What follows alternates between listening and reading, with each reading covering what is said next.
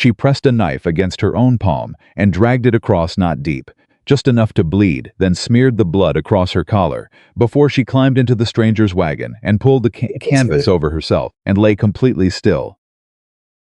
Because if the men coming around that corner found her, a little blood on her dress was going to be the least of her problems.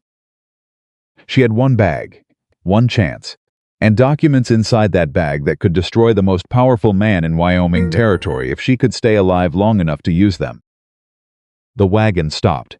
Boots hit the dirt outside, and a voice she didn't recognize said, "Calm as Sunday morning. My wife's in the back." Sick from the heat. She had never met this man in her life. He had never met her, and he had just put himself between her and 3 armed riders, without being asked, without hesitation, without knowing a single thing about her, except that she was hiding and someone wanted her found. She pressed her face against the wagon boards and did not breathe. She did not know his name yet. She did not know that he had nothing left to lose, and that a man with nothing left to lose is the one man Harrison Vale had never learned how to stop. She only knew one thing. She was still alive. If this story already has your heart beating faster, you're in the right place. Subscribe to this channel right now and hit the notification bell, because we tell stories here that stay with you. Drop a comment below and tell me what city you're watching from. I want to see exactly how far this story travels. Now let's go back to Red Hollow, Wyoming, the summer of 1887, and find out what really happens when the most dangerous thing in the West turns out to be a woman with a bag full of proof and a cowboy who refused to look away. Wyatt Bennett had not spoken more than 20 words to anyone in the last 4 days, and that was exactly how he preferred it. He was 35 years old, broad across the shoulders, with hands that had been calloused since he was 12, and eyes that had seen enough disappointment to stop expecting anything different. He ran 40 acres alone at the edge of the Laramie Mountains, kept 12 horses and a small cattle herd, and came into Red Hollow once every 2 weeks for supplies and nothing else. He did not drink in the saloon. He did not linger at the general store. He loaded his wagon, paid his tab, tipped his hat to whoever happened to be standing near, and left. That was the agreement he had made with the world after his wife Eleanor died in the winter of 1882, and after his son, who never even drew his first breath, was buried beside her in frozen ground he had to chip open with a pickaxe. He had grieved himself hollow, and then decided that hollow was easier. Hollow didn't hurt as much. Hollow was manageable.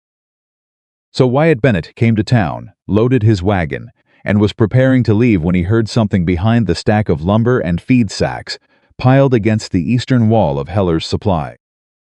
Not a voice. Not quite. More like someone trying very hard not to make a sound and failing by the thinnest margin. He stopped walking. He stood perfectly still for a moment, his hand resting on the side of the wagon, and listened. The morning sounds of Red Hollow moved around him, a blacksmith hammer somewhere 2 streets over, a dog barking at something near the livery, the creak of a sign above the land office, swinging in the hot summer wind. Normal sounds, ordinary sounds, and underneath all of it, that same ragged, barely contained breathing. Wyatt walked around the back of his wagon slowly. He wasn't a man who moved fast unless there was genuine cause to.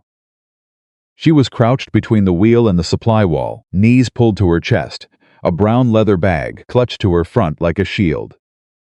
She was young, mid-20s, he guessed, wearing a blue dress that had once been clean and was now caked with trail dust, and something darker at the left shoulder that he recognized immediately as dried blood. Her dark hair had come loose from its pins on one side, and her face, when she looked up at him, was the face of someone who had already decided she was caught and was simply waiting to find out how bad the catching was going to be. She stared at him. He stared at her.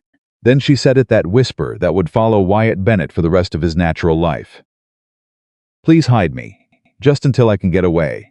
Wyatt looked at her for one long moment. He looked at the blood on her shoulder. He looked at the bag she was holding, like it contained everything she had left in the world.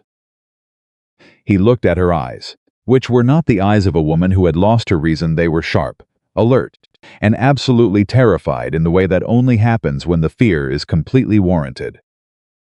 He opened his mouth to ask her name, and that was when he heard the horses. Not one, not two, three at minimum. He could tell by the rhythm of hooves on packed dirt, the particular chaos of multiple animals turning a corner at speed. His jaw closed. His eyes moved from the woman to the end of the alley and back again in the space of half a second. "Get in," he said. "She what?" "The wagon." "Get in now. Get under the canvas and do not make a sound." "Do you understand me?" She was already moving before he finished the sentence. Wyatt walked to the front of the wagon with the same unhurried stride he always used, climbed up to the bench, gathered the reins in his hands, and was sitting there looking like a man with absolutely nothing on his mind when three riders came around the corner of Heller's Supply and pulled up hard, not 10 feet from his horses. He recognized two of them, Clayton Marsh and Boyd Dunner, both of them riders who wore Harrison Vale's brand on their horses and Harrison Vale's authority in the way they carried themselves through any room they entered. The third man Wyatt didn't know by name, but he knew the type: flat eyes, a rifle across his saddle horn, the particular stillness of a man who had done things that made sleeping difficult. Clayton Marsh pulled his horse right up beside Wyatt's wagon and looked down at him from the saddle with the expression of a man who had been given an errand he considered beneath him. "Morning, Bennett," he said. "Clet," Wyatt said. "You see a woman come through here, dark hair, blue dress, carrying a bag?" Wyatt let a beat of silence pass. Not a long one, just long enough to seem like he was actually thinking about it, rather than deciding how committed he was to the lie he was about to tell. "My wife's in the back," he said. "She's sick from the heat. I'm trying to get her home." Cleet's eyes moved to the canvas covering the wagon bed. The unknown rider shifted his weight slightly, and Wyatt watched that movement without looking directly at it. "Your wife," Cleet said. There was something in his voice, not quite belief, not quite disbelief. A man testing the weight of a floorboard before he stepped on it. "That's right. Didn't know you remarried, Bennett." "There's a lot about my life you don't know, Clee." Another silence. The third rider moved his horse a half step forward, and Wyatt turned and looked at him then directly, without expression, the way a man looks at something he is prepared to deal with if it comes to that. Boyd Dunner spoke up from the other side. "Vale wants this woman found. She's got property belonging to him, documents and such. Anybody helping her is going to find wrong side of a very short conversation with Mr. Vale personally. I'll keep that in mind," Wyatt said. He waited. Clayton Marsh stared at him for another 5 seconds. Then he pulled his horse back and looked at the other two riders, and some wordless communication passed between them that Wyatt couldn't read. "You best get your wife home then," Cleet said. "Heat's only going to get worse." "Much obliged," Wyatt said. He clicked his tongue at the horses and the wagon rolled forward. He did not look back. He did not adjust his posture. He sat exactly as he always sat, straight, easy, completely unremarkable, and guided the horses out of Red Hollow at a pace that suggested a man with a sick wife who needed rest.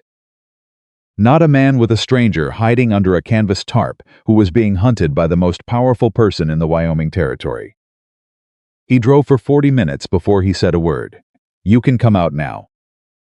The canvas shifted, and Anna Whitaker pulled herself upright.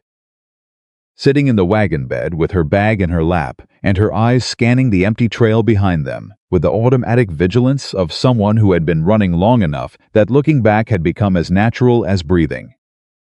"Are they following?" she asked. "Not yet, but they will be." "Probably," Wyatt said. "You want to tell me who you are and what's in that bag before they get here?" She looked at him, the back of his head, technically, since he was still facing forward, and he could feel her deciding whether to trust him. He understood that feeling. He also understood that she didn't have many alternatives. "My name is Anna Whitaker," she said. "My father was Thomas Whitaker. He owned 160 acres of bottomland near the Sweetwater River, and Harrison Vale stole it from him." Wyatt didn't say anything.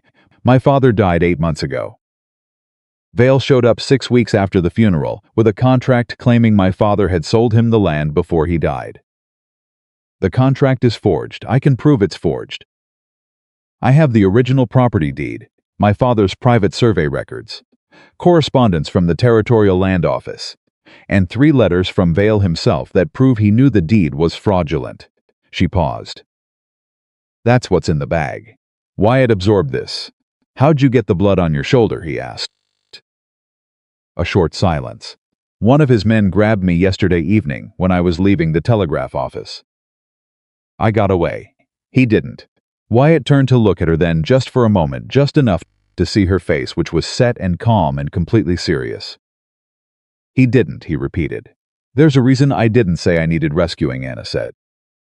I said I needed hiding. There's a difference. For the first time in a very long while, something shifted in Wyatt Bennett's chest that he didn't entirely have a name for. Not pity, he could tell she would have no use for that. Not admiration exactly, though it was in that direction. Something closer to recognition. The feeling of meeting someone whose particular shape of stubbornness matched your own in a way you hadn't expected. The Federal Land Office, he said. Cheyenne. That's right.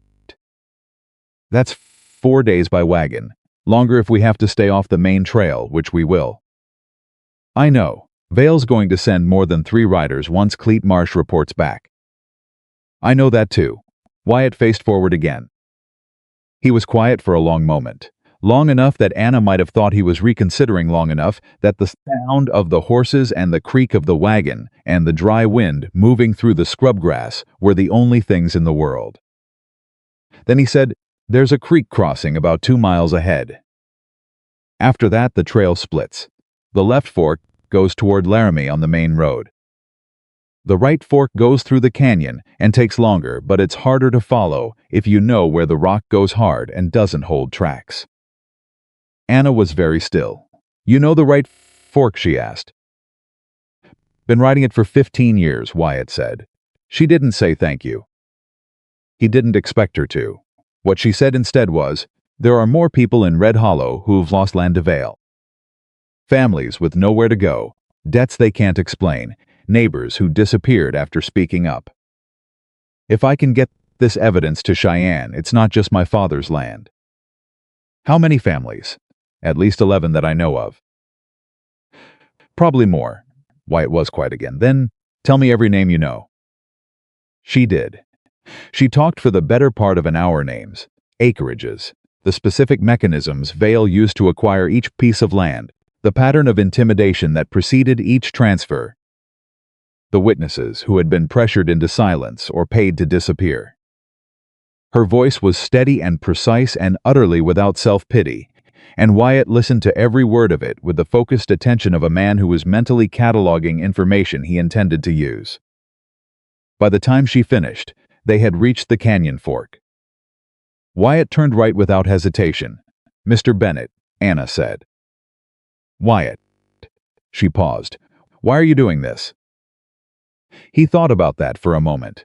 He thought about the easy answers: duty, obligation, simple decency, his father's voice in his ear telling him that a good man who looks away from injustice is not actually a good man. He's just a comfortable one. All of those were true, but they weren't the whole of it, and Wyatt Bennett had spent enough years alone with himself to know the difference between a partial truth and an honest one. I had a wife, he said, and a son who didn't make it. And after that I decided the best thing I could do was stay out of other people's trouble, because I didn't have much left to lose, and I figured losing any more of it would finish me.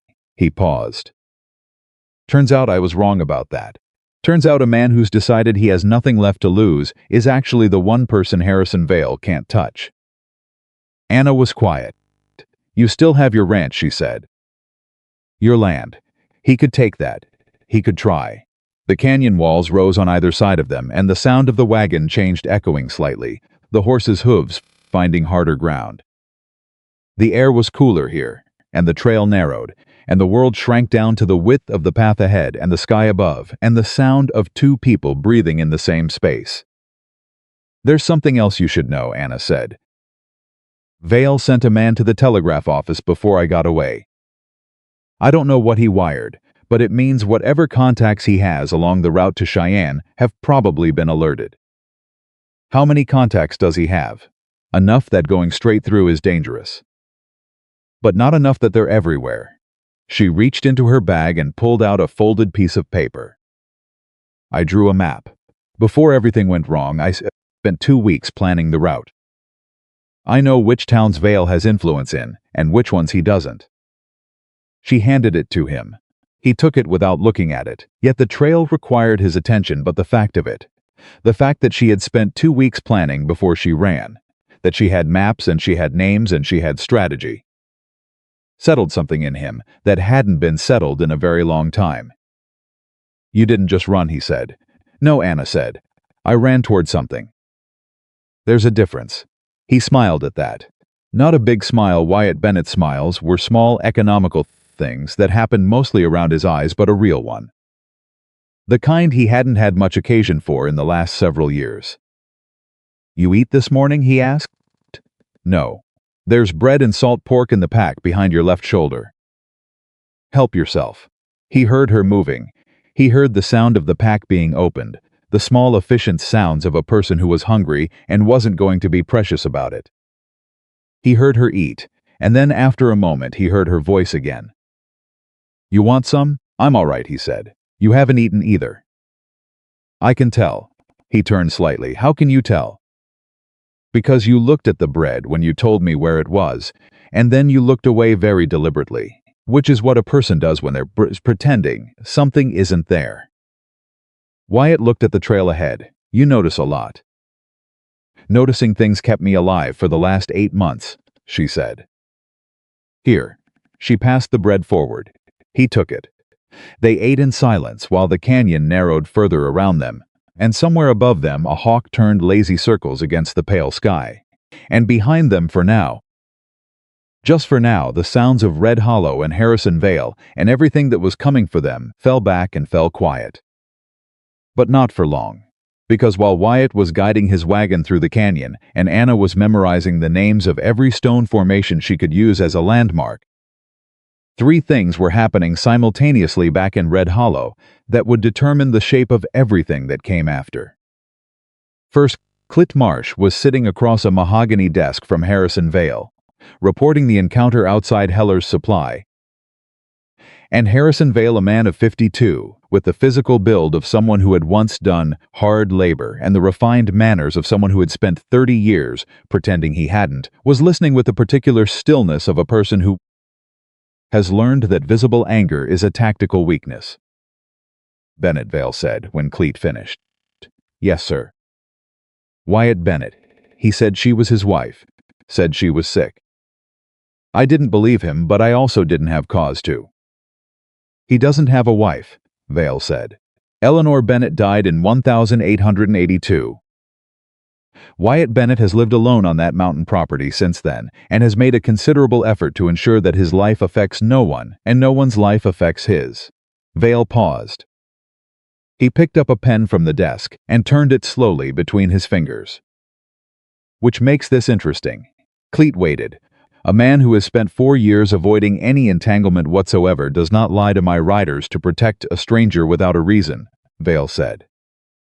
Either he knows Anna Whitaker personally, or something about her situation compelled him. He set the pen down. Either way, it means she talked. And if she talked, he knows what she's carrying, and where she's trying to take it. What do you want us to do? Vale looked out the window. Send Hardin, he said, and tell him to take 4 men, not 3. Bennett knows this territory better than anyone I've got, and he'll take routes my riders won't think to check. A pause. Also send a wire to Judge Calloway in Laramie. Tell him Wyatt Bennett is transporting stolen property, and that I'm requesting he authorize detainment on site. Cleet blinked. Bennett's not. He's transporting documents that belong to me, Vale said, in the tone of a man explaining something to someone who should already understand it. That makes them stolen property. And once a federal judge has authorized detainment, it doesn't matter much what the truth is, does it? Cleet left. Vale remained at his desk for another moment, staring at nothing in particular, doing the arithmetic in his head that he had always been very good at. Anna Whitaker was a problem he had underestimated, and underestimating people was not something he permitted himself to do twice. She had survived 8 months when he had expected her to be gone in 2. She had gathered evidence when he had assumed she had none. She had run when he had assumed she would capitulate. And now she had found Wyatt Bennett, who was either the worst thing that could have happened or the best, depending on how things were managed. Vale stood. He straightened his jacket. He walked to the window and looked out at the main street of Red Hollow, his town, his bank, his influence, running through every transaction and conversation and agreement that happened within 20 miles in any direction. "You should have taken the money," he said, to no one, to the empty air, to Anna Whitaker, wherever she was at that moment. It would have been so much simpler. The second thing happening in Red Hollow while Wyatt drove through the canyon was taking place in the back room of Garfield's General Store, where a woman named Ruth Caldwell was sitting with her hands folded on a flour sack and staring at the wall with the expression of someone who had just made a decision that terrified her. Ruth was 58 years old and had run the store with her husband before he died of fever 3 winters ago. She had seen what Vale did to people who spoke against him. She had watched the Mackenzie family lose their Riverside property. She had watched the Hendersons leave in the middle of the night. She had watched young Danny Reeves get arrested on fabricated charges after he spoke too loudly at a town meeting, and she had sat in her back room and pressed her lips together and said nothing. Because saying something felt like standing in front of a train. But she had also seen Anna Whitaker in this store 2 weeks ago, asking careful questions.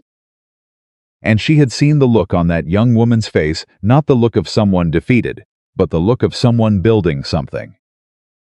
And now Anna was gone, and Wyatt Bennett had driven out of town with something under his canvas that Clete Marsh was sure wasn't a sick wife, and Ruth Caldwell was sitting in her back room thinking about her own land, the deed to this building, which had been in her family for 18 years, and the conversation she'd had with Vale's attorney last month about reconsidering her position regarding a property line dispute that hadn't existed until 6 weeks ago. She unfolded her hands. She stood up. She walked to the small desk in the corner and pulled out a piece of paper. She was going to write a letter to her nephew in Cheyenne, who worked as a clerk in the Territorial Land Records office. She was going to write down everything she knew, and she was going to mail it before she had time to convince herself not to. The third thing happening in Red Hollow was smaller and quieter, and in some ways the most important. In the alley behind the livery stable, a boy of about 14 named Cobb Delaney was sitting with his back against the wall and his knees pulled up and his eyes closed.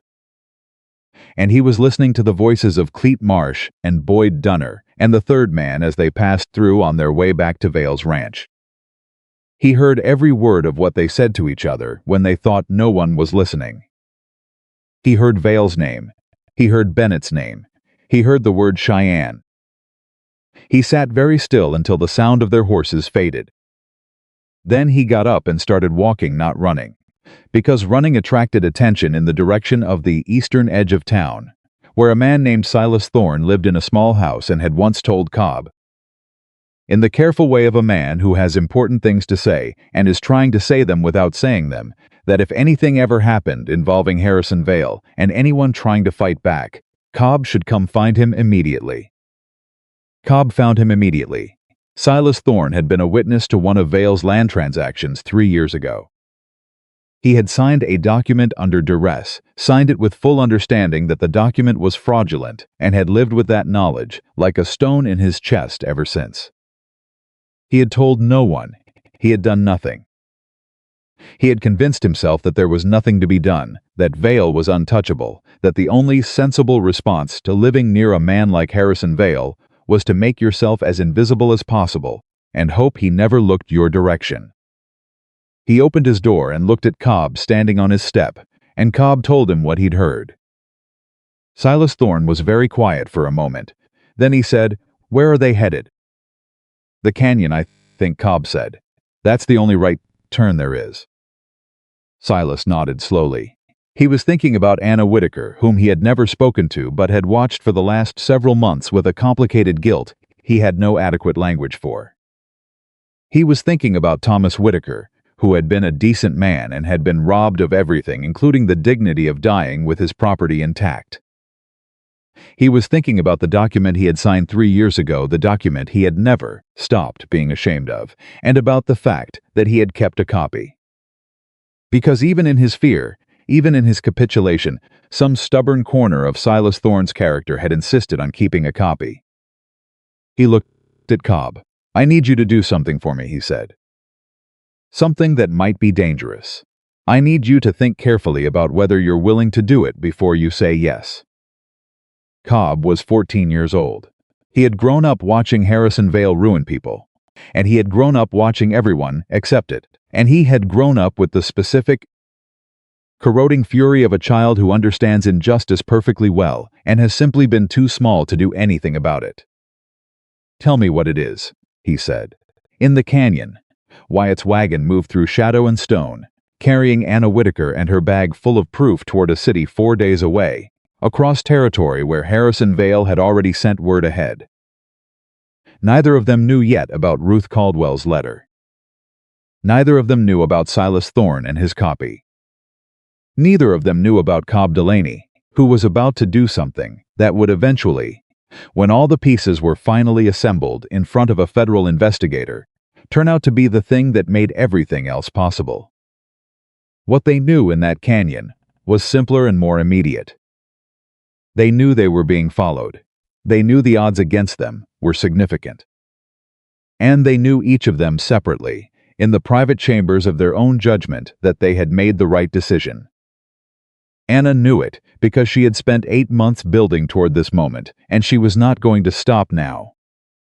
With evidence in her hands and the road ahead of her, and a man beside her who had lied to Harrison Vale's riders without blinking and asked for nothing in return except the truth.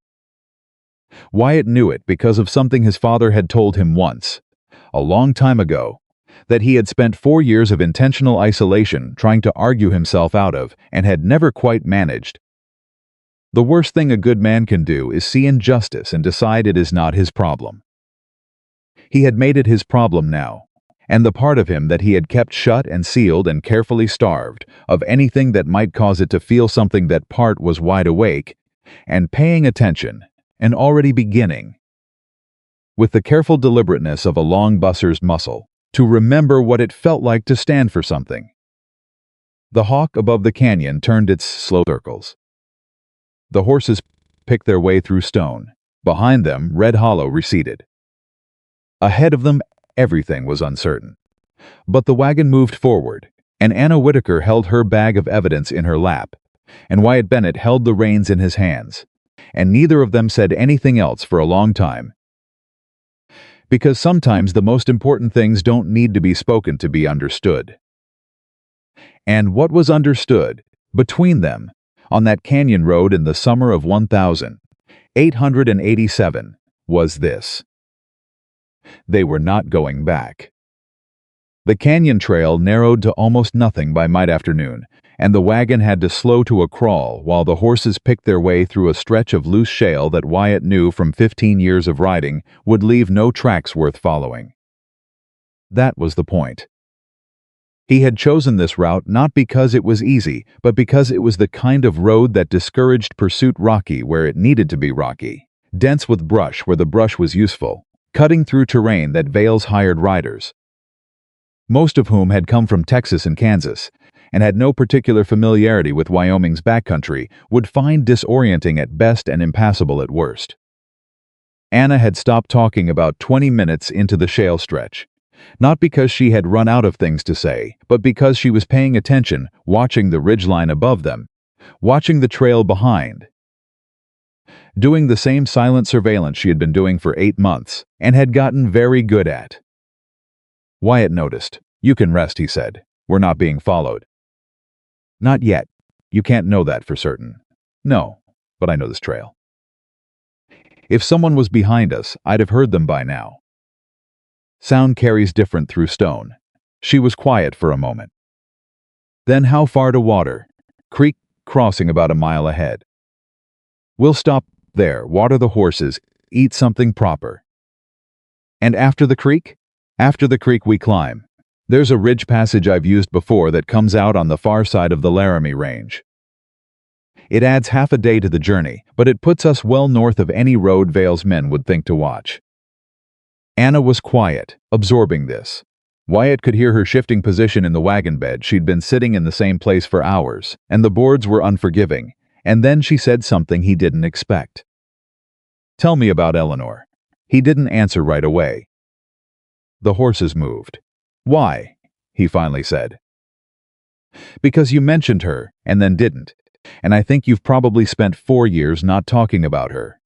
And I think when people spend that long not talking about something, it takes up more space, not less." Wyatt considered that.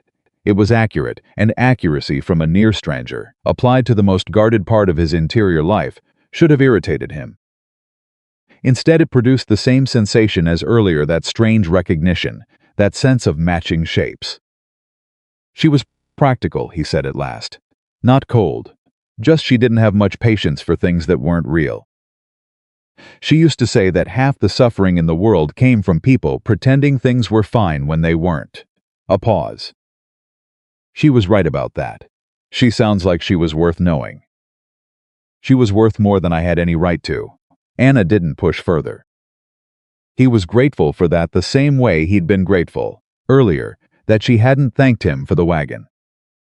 Some instinct in her understood the difference between a wound that wanted air and a wound that wanted to be left alone, and she'd read him correctly both times. They reached the creek as the sun began its slide toward the western ridgeline. Wyatt brought the horses to the water, climbed down from the bench, and stretched the particular deep ache out of his back that came from sitting a wagon bench for 6 hours. Anna was already out of the wagon bed before he could offer a hand, not rudely, just efficiently, the way someone moves when they've been managing themselves for long enough that help reads as delay.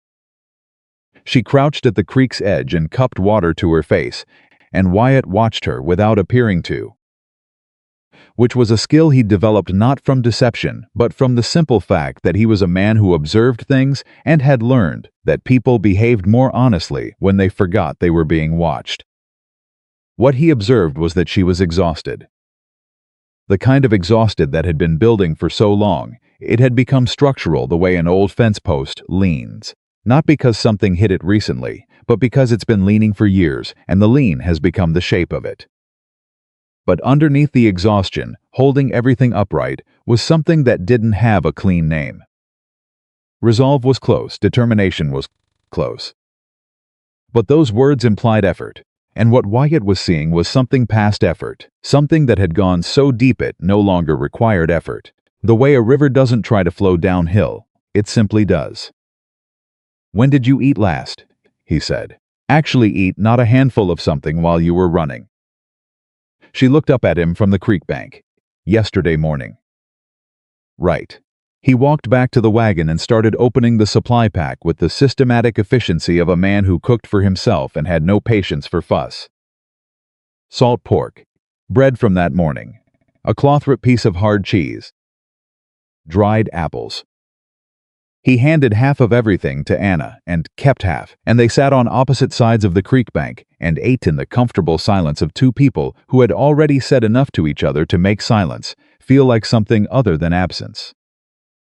After a few minutes, Anna said, "I found the forgery by accident." Wyatt looked at her. "I was going through my father's papers after he died, looking for the land deed so I could register the property in my name. I found the deed, but I also found a letter my father had written and never sent. He wrote it to a lawyer in Cheyenne, explaining that Harrison Vale had approached him 3 months before he died, offering to buy the land for a price below its value. My father refused. He wrote it all down. The offer, the amount, the date, Vale's exact words when my father said no." She paused. "My father died 6 weeks after that letter.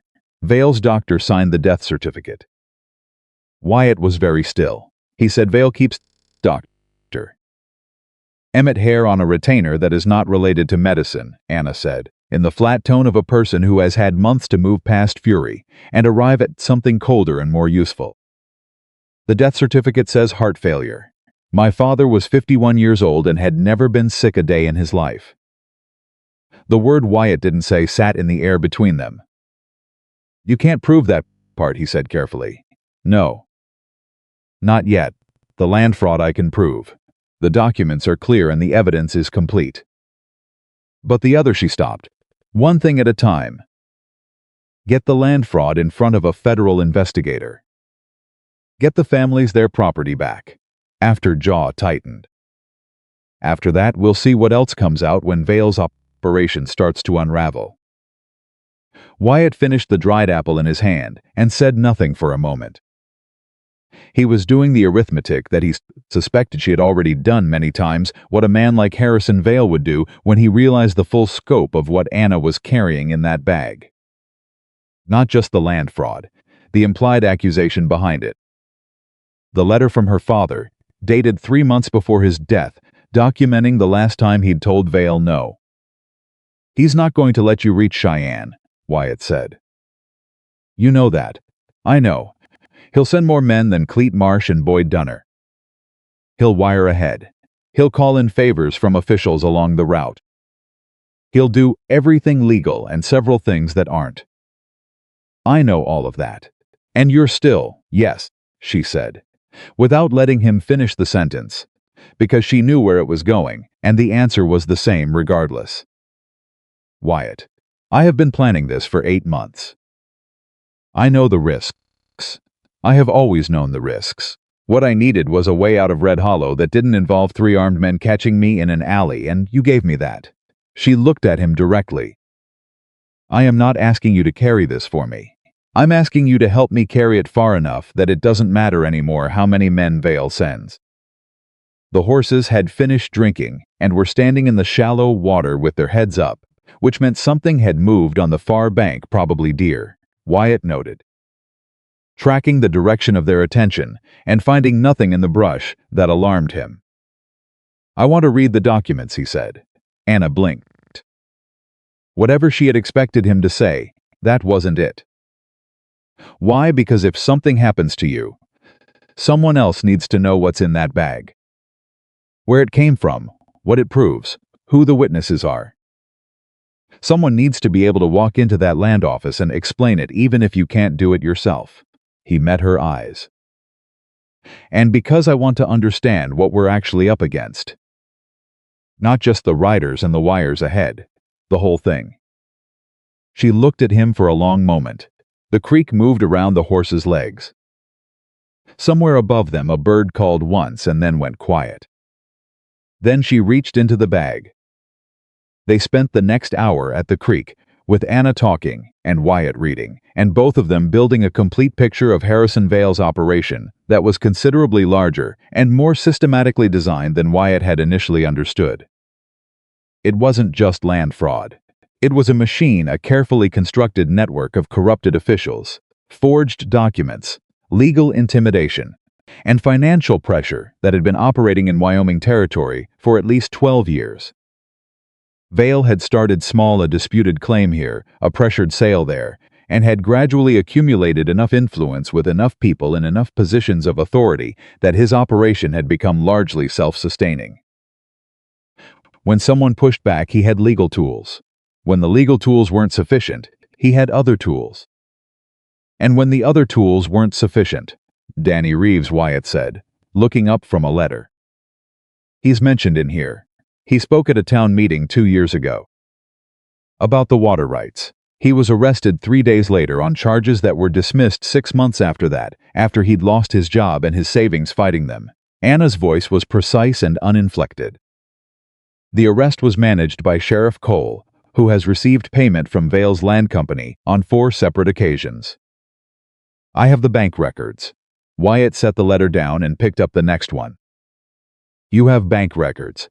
I spent 8 months collecting evidence, Wyatt. I wasn't spending that time sitting in my father's house, feeling sorry for myself. I can see that. He read for a moment. How did you get the bank records? Ruth Caldwell. He looked up.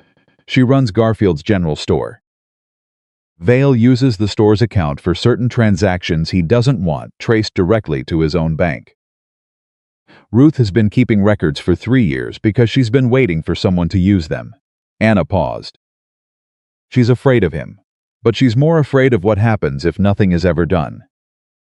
Wyatt thought about Ruth Caldwell, who he knew slightly, knew her enough to nod to, knew her enough to understand that she was the kind of person who watched everything and said little and remembered more than anyone realized.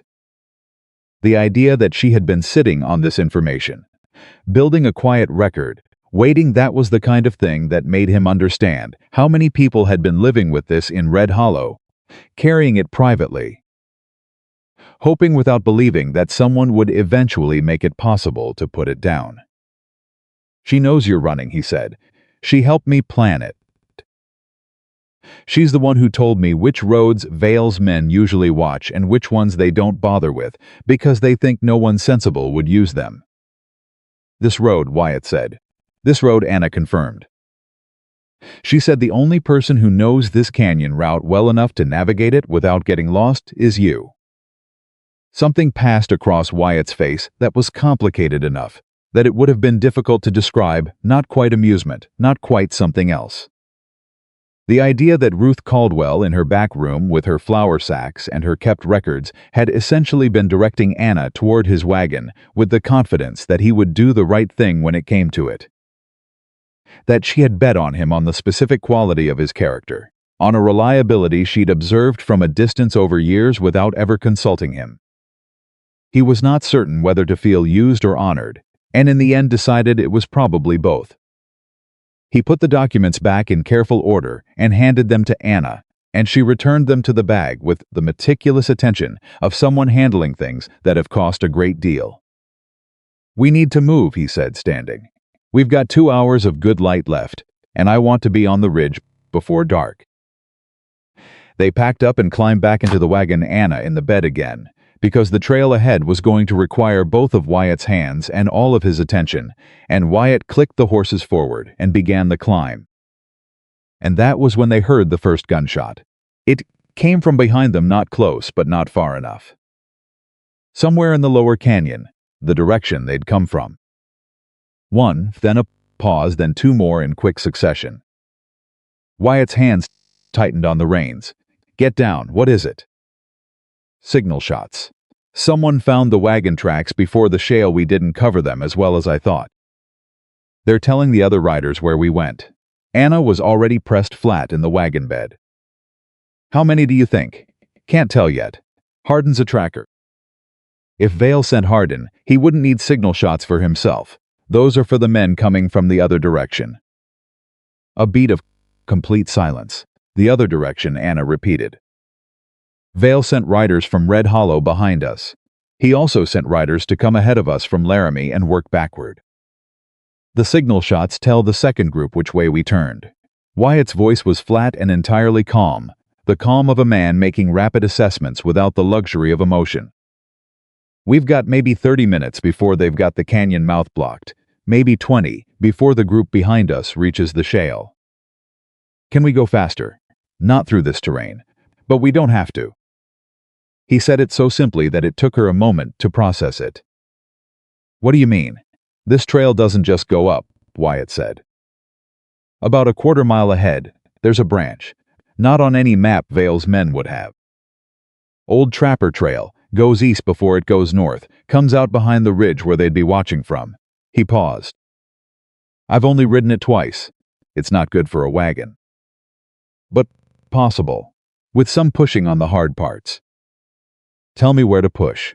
He almost said something to that, almost said she didn't have to, almost offered some softened version of what came next and then stopped. Because she had told him once already that there was a difference between needing rescuing and needing hiding, and he was smart enough to listen the first time. Something was said to him. I'll tell you when we get there, he said instead. Stay down until I say otherwise. The next 20 minutes were some of the most concentrated of Wyatt Bennett's life.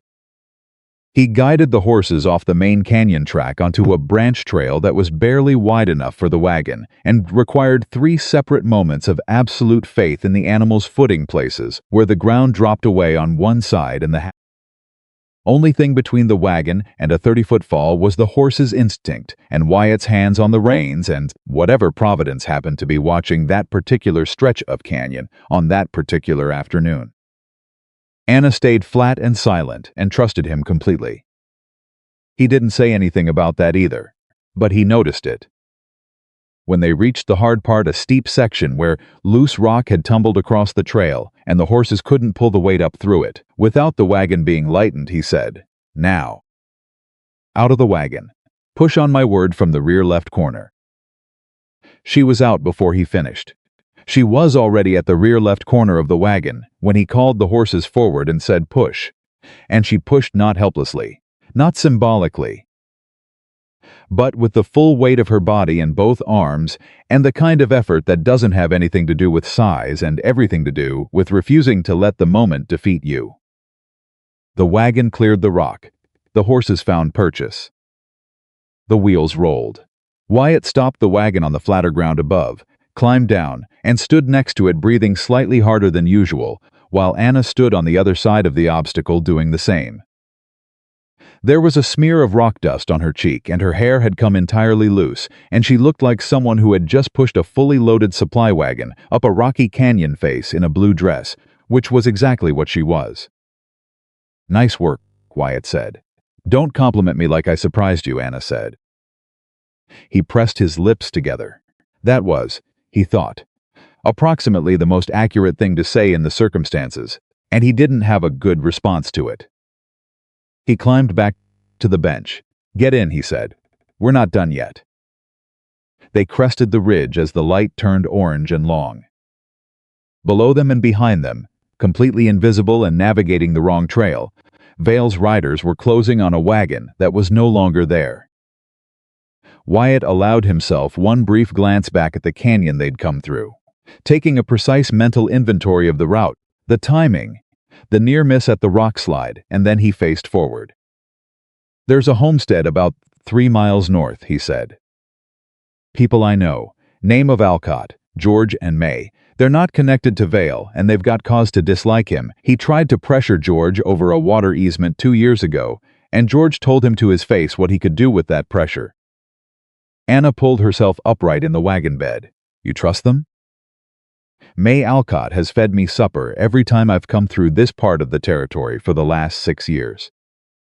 And George Alcott once pulled a calf out of a ravine with nothing but a rope and his own stubbornness for 4 hours. Yes, I trust them. We shouldn't put them in danger." "George would be offended by the suggestion that he can't manage his own danger," Wyatt said. "And May would be offended if we didn't stop." The Alcott homestead appeared in the last of the daylight as a warm rectangle of lamplight behind a single window. Wyatt pulled the wagon up and climbed down, and the front door opened before he was halfway to it. May Alcott, 60 years old and sharp as a filed edge, standing in the doorway with a kitchen towel over one shoulder and her eyes going from Wyatt to the wagon and back again, with the efficient assessment of a woman who had seen everything life on the frontier could produce and was not easily startled. "Wyatt Bennett," she said, "you look like you've had a day." "I've had a day," he agreed. "May I have a situation?" "I can see you have a situation. There's a woman in your wagon." "Her name is Anna Whitaker. She's Thomas Whitaker's daughter from Red Hollow. She's carrying evidence against Harrison Vale and trying to reach the federal land office in Cheyenne, and Vale's got riders in the canyon we just came through." May Alcott looked at him for one full second. Then she looked past him at the wagon, at Anna, who had climbed down and was standing in the yard holding her bag. "Get inside," May said. "Both of George," she called back into the house. "Start the water and put the extra plate on the table." George Alcott appeared in the doorway behind his wife, a man of 65, built like he'd been assembled from fence posts, with a white beard and eyes that were doing the same rapid reading his wife's had done. He looked at Wyatt, he looked at Anna, he looked at the bag in Anna's arms.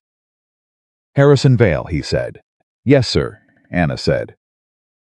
George nodded once, the way men nod when something unpleasant has been confirmed that they always suspected was coming. "Come in," he said. "We'll talk inside." What happened around the Alcott's supper table in the next 2 hours changed the shape of what came after in ways that wouldn't be fully understood until much later. George had more than a water easement dispute to share. He had named neighbors who had confided in him over the years, people who'd lost things to Vale and had no legal recourse, and had simply told George because George was the kind of man people told things to. The kind of man who listened without judgment and remembered without being asked to. He had 4 names that weren't on Anna's list. He had 2 names of officials in Laramie County that Anna had marked as potentially corrupt but hadn't been able to confirm. Judge Calloway, George said, and Anna put down her fork. I suspected Calloway, she said. I couldn't prove it. I can't prove it either, George said. But 2 years ago, when Vale was pushing the water easement before I told him to his face how the situation stood, Vale mentioned Calloway like a man mentions a tool he knows he has available. Casual. The way you mention a hammer when you're talking about a nail. Anna reached into her bag and found a particular document and slid it across the table to George, who put on a pair of spectacles and read it carefully. That's a payment record, she said, from Vale's land company to a legal consulting firm in Laramie. The firm is registered under a different name, but the attorney of record is a man named Poole, who is Calloway's brother-in-law. George looked at the paper for a long time. May had been quiet through most of the meal, the particular quality of quiet that meant she was thinking rather than listening, building something in her mind. Now she said, if Calloway's been notified about you, and from what Wyatt described, Vale sent a wire, then you can't go through Laramie directly. I know, Anna said. You'd need to go around northeast, through Copper Pass. Adds time, but there's a settlement called Ridgeway. Small. Not on Vale's usual map of influence. The postmaster there has a direct line to the Federal Telegraph in Cheyenne. Everyone at the table looked at May. How do you know about the Federal Telegraph in Ridgeway? Wyatt asked. Because I have a cousin who lives there and I visit every spring, May said in the tone of a woman who finds the question mildly insulting. And because my cousin told me, when all this business with Vale started getting worse, that if anyone ever needed to get their message to Cheyenne, without going through local channels, Ridgeway was the way to do it. She paused. I've been waiting for someone to need it. Anna set down her fork very carefully. Mrs. Alcott, she said, how long have you been waiting? May looked at her steadily. Long enough, she said. I just needed to know that whoever needed it was worth the risk. The silence at the table was the kind that happens when something important has been confirmed. She's worth it, Wyatt said. He said it simply, without emphasis, the way he said most things, and something about the simplicity of it, the complete absence of performance, made Anna look at him quickly and then look away. Because the expression on her face in that moment was not one she was ready to let anyone see. They slept at the Alcott homestead, Anna in the spare room, Wyatt in the barn with the horses, because that was the arrangement he proposed, and no one argued with it. Partly because the barn was safer than the house, if anyone came in the night, and they all understood that. But before he went to the barn, Wyatt stood in the Alcott's yard for a few minutes and looked at the sky, which was thick with stars in the way that only happens far from any town. The kind of sky that made the world feel both enormous and comprehensible at the same time. May came out and stood next to him. You doing all right? She asked. Fine, he said. Don't do that, she said. You know I can tell. He was quiet for a moment. I'm doing something that matters, he said at last. I'd forgotten what that felt like. May looked at him sidelong. That young woman in there, she said. She reminds me of Eleanor. Not in the way she looks, in the way she holds herself. Wyatt said nothing. Eleanor would have done exactly what she's doing, May said. Gone after the thing alone when she had to, accepted help without making it smaller than it was. I'm not matchmaking, May said firmly. I'm making an observation about character. Don't make it into something it isn't. A pause. Unless you want to. She went back inside before he could answer, which he suspected was the point. In the spare room, Anna sat on the edge of the cot with her bag in her lap and went through the documents one more time, not because she needed to. She had them memorized. But because going through them was the thing she did when fear crept in. When the weight of what she was attempting pressed down in the quiet dark. She touched each page, like a person counts something they're afraid to lose. 11 families. 11 sets of records. Her father's letter. She thought about what George Alcott had told her at the table, the 4 names she hadn't had, the confirmation of Calloway's connection. She thought about May Alcott knowing about Ridgway for however long and simply waiting. She thought about Ruth Caldwell keeping records for 3 years, doing the math, preparing for a moment that hadn't come yet. All these people, holding pieces of the same thing, waiting for someone to put it together. She thought about Wyatt saying, "I'm doing something that matters." She thought about the way he'd said it, not with relief or excitement, but with the quiet recognition of a man who had forgotten the sensation and was relearning it slowly. The way you relearn the use of something that was injured long ago and has been carefully avoided and is now being asked to work again. She closed the bag. She lay down on the cot without taking off her boots, because old habits from 8 months of running were not going to break in one safe night, and stared at the ceiling. They had made it through the canyon. They had the Alcotts' information. They had the route through Copper Pass to Ridgway and the Federal Telegraph. What they also had, and this was the thing she hadn't let herself think about yet, because thinking about it would require acknowledging how close it had been, was Vale's riders, who by now had figured out they'd lost the trail in the canyon, and had certainly reported back, and Vale, who was certainly revising his approach with the particular cold intelligence of a man who had been running his operation for 12 years without being seriously threatened. The question was not whether Vale would send more men. The question was what form the next attempt would take. She didn't know. She couldn't know. She could only move forward and trust the pieces that she had, and the people who had decided to stand with her, and the man in the barn who had lied to armed riders without blinking, and asked for nothing in return, and had just told May Alcott, simply and without performance, that she was worth the risk. She closed her eyes. In the barn, Wyatt lay on his back in the hay with his hat over his face and thought about nothing in particular and everything at once, which was the particular mode of thought that happened when a mind that had been very deliberately kept quiet was suddenly full again. He thought about the documents he'd read at the creek. He thought about 11 families. He thought about Thomas Whitaker's letter, dated 3 months before his death, and the name of Vale's doctor on the death certificate. He thought about the way Anna had pushed the wagon up the rocky slope, not helplessly, not symbolically, and the look on her face after, which was not pride or triumph, but simply the look of a person who had done what needed doing and was already thinking about what came next. He put his hat over his face more firmly and closed his eyes. Outside, somewhere in the dark, a coyote called once. And then the night was quiet, but not for long. Because 50 miles south of the Alcott homestead, in a relay station just outside the town of Garnett, a rider named Cole Hardin was sitting across from a man he hadn't spoken to in 3 years and was discovering that the situation in Wyoming Territory had considerably more moving parts than Harrison Vale had let on when he'd sent Hardin into the canyon to retrieve a woman with a bag.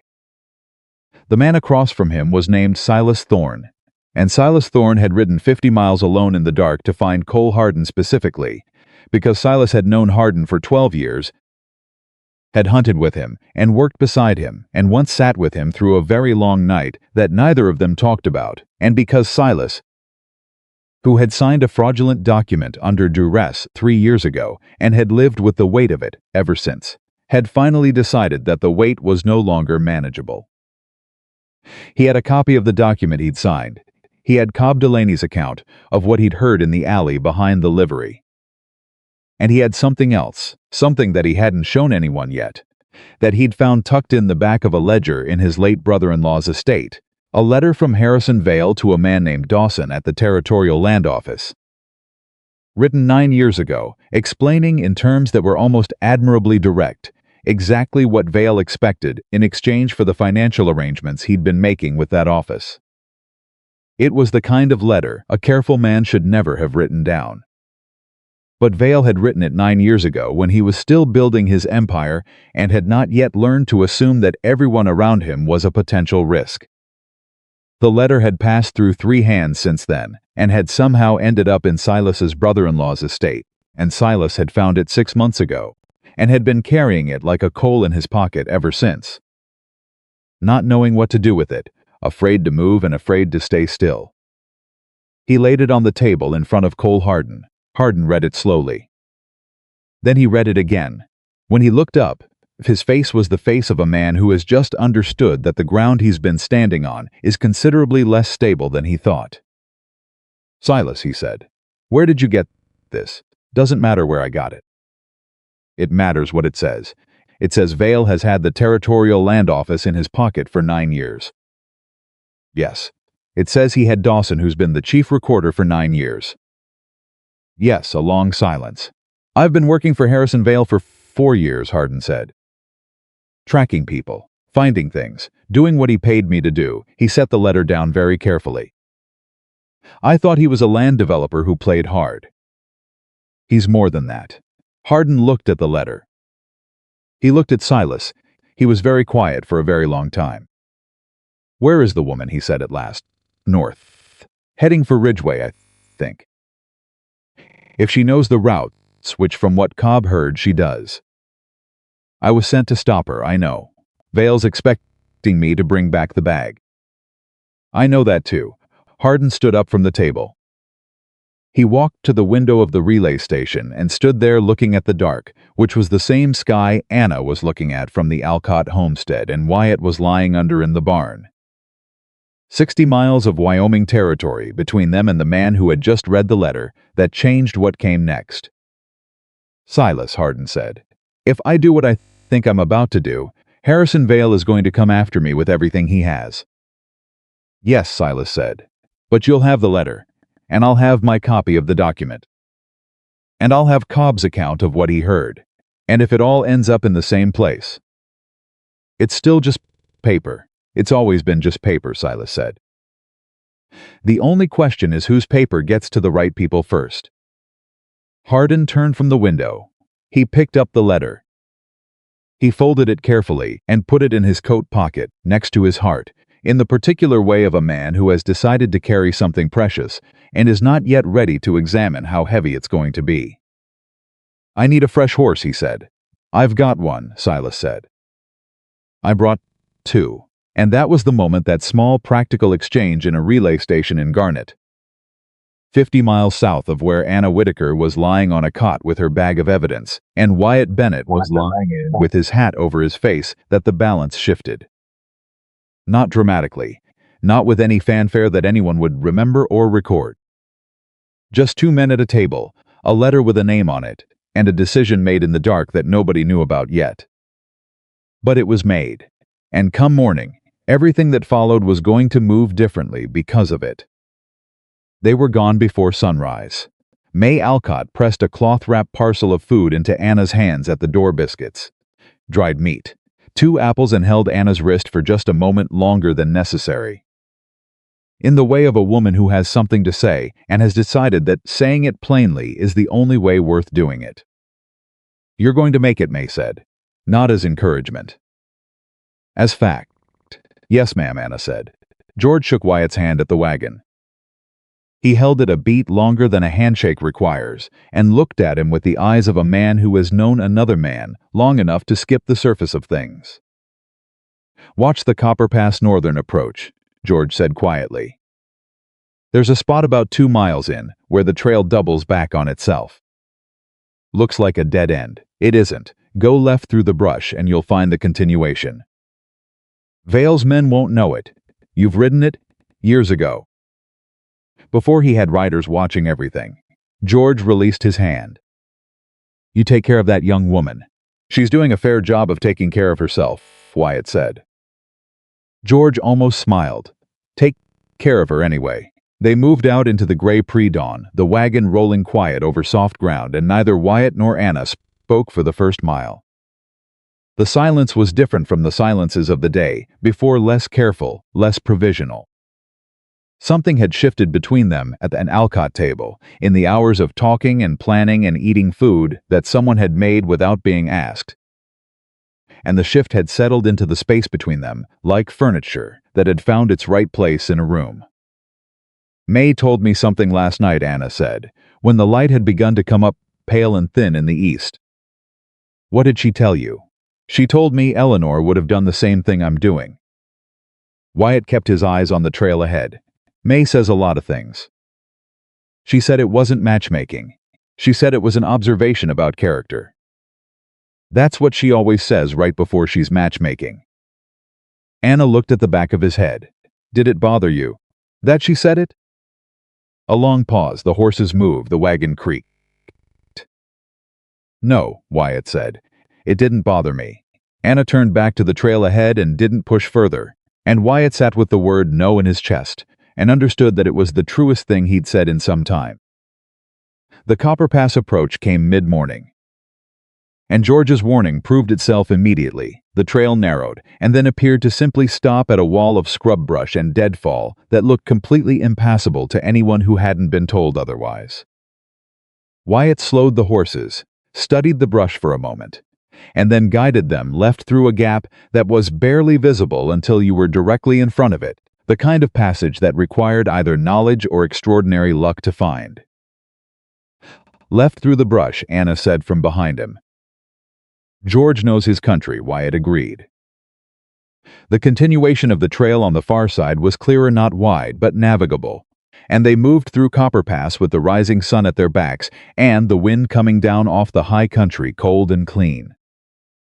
This was different terrain than the canyon, more open in some ways, more exposed in others, the kind of landscape where you could see a long way in most directions, which meant you could also be seen a long way in most directions.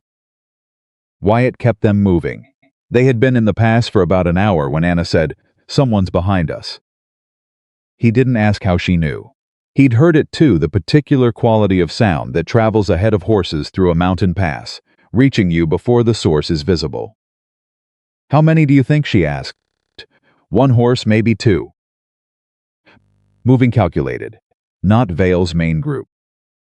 They'd be louder.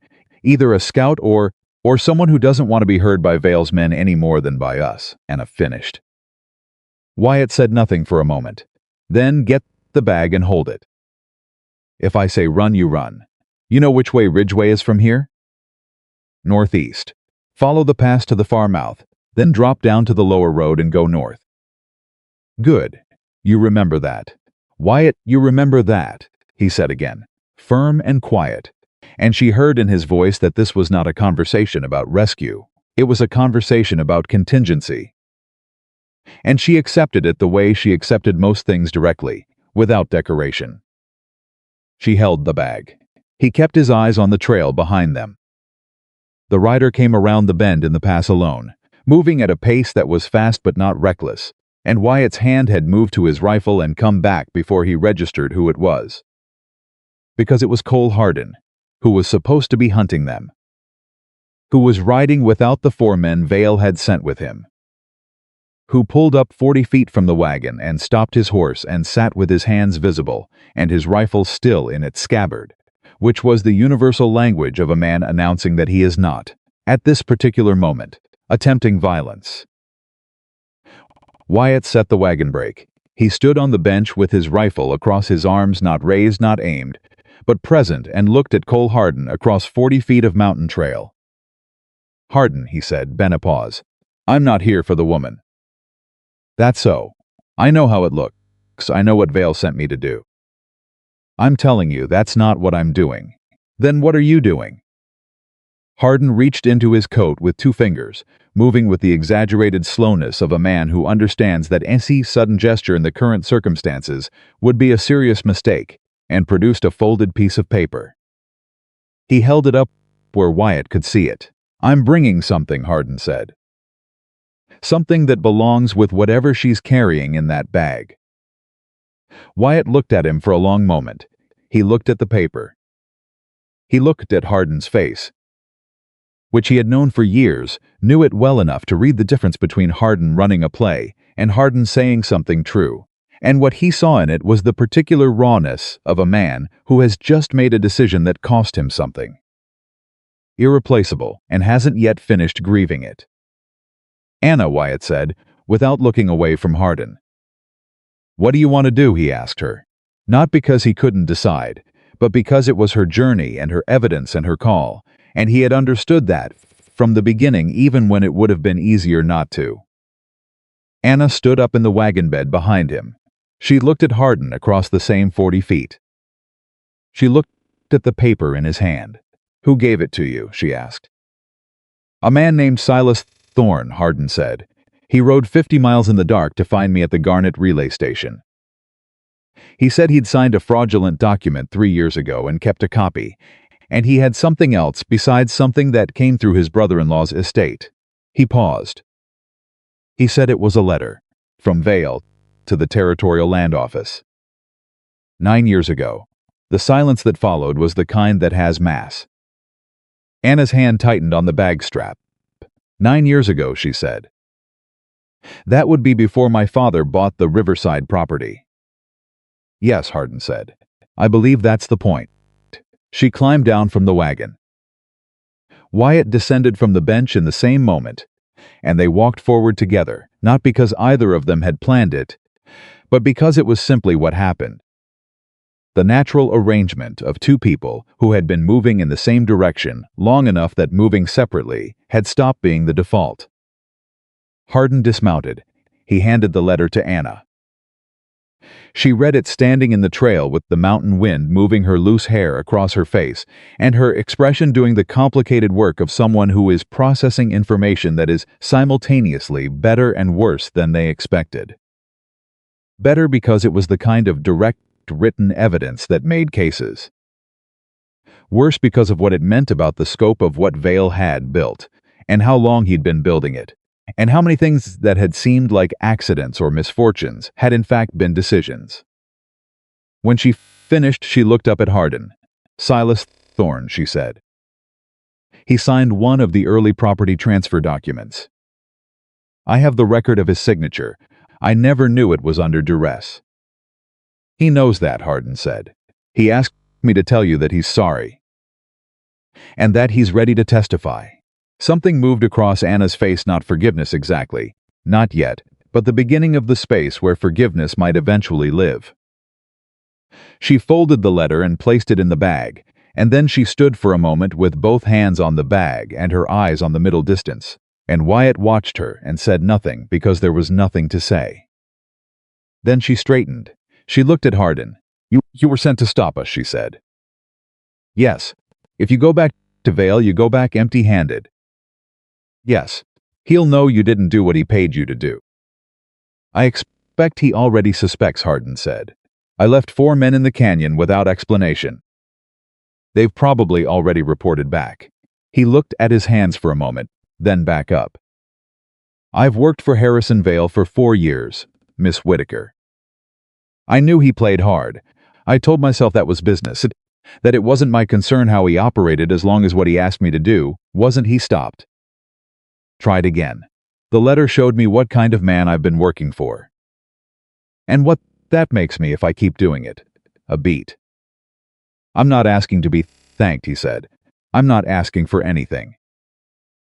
I'm telling you I've got 4 men in the canyon who are still on Vale's payroll and still looking for you, and I've got what I just gave you, and I've got knowledge of Vale's operation that might be useful when you get to Cheyenne. He paused. If you want it. Anna looked at Wyatt. Wyatt looked at Hardin. He's telling the truth, Wyatt said, not to Anna. Just as an observation for whoever needed to hear it. I know, Anna said. She turned back to Hardin. Ride with us. Stay visible and don't get ahead of me. You talk to me directly, not through Wyatt. You tell me everything you know about Vale's operation between here and Cheyenne. Every contact, every official, every arrangement you're aware of. A pause. Can you do that? Hardin said. Then let's move. They moved. What followed on the trail through Cooper Pass was one of the more unlikely conversations in the history of Wyoming Territory. Cole Hardin, riding alongside the wagon on his borrowed horse, talking steadily about 4 years of work for Harrison Vale in the precise and unglamorous detail of a man doing an accounting he owes. Names, dates, arrangements, locations, which sheriffs had been paid and for what, which judges had been managed and how, which land office clerks had been useful and which had refused and what had happened to the ones who refused, which transactions had been legitimate and which hadn't, and how to tell the difference. Anna asked questions in the focused, methodical way that she asked everything, following each thread to its end, identifying the connections, building the architecture of it in her head.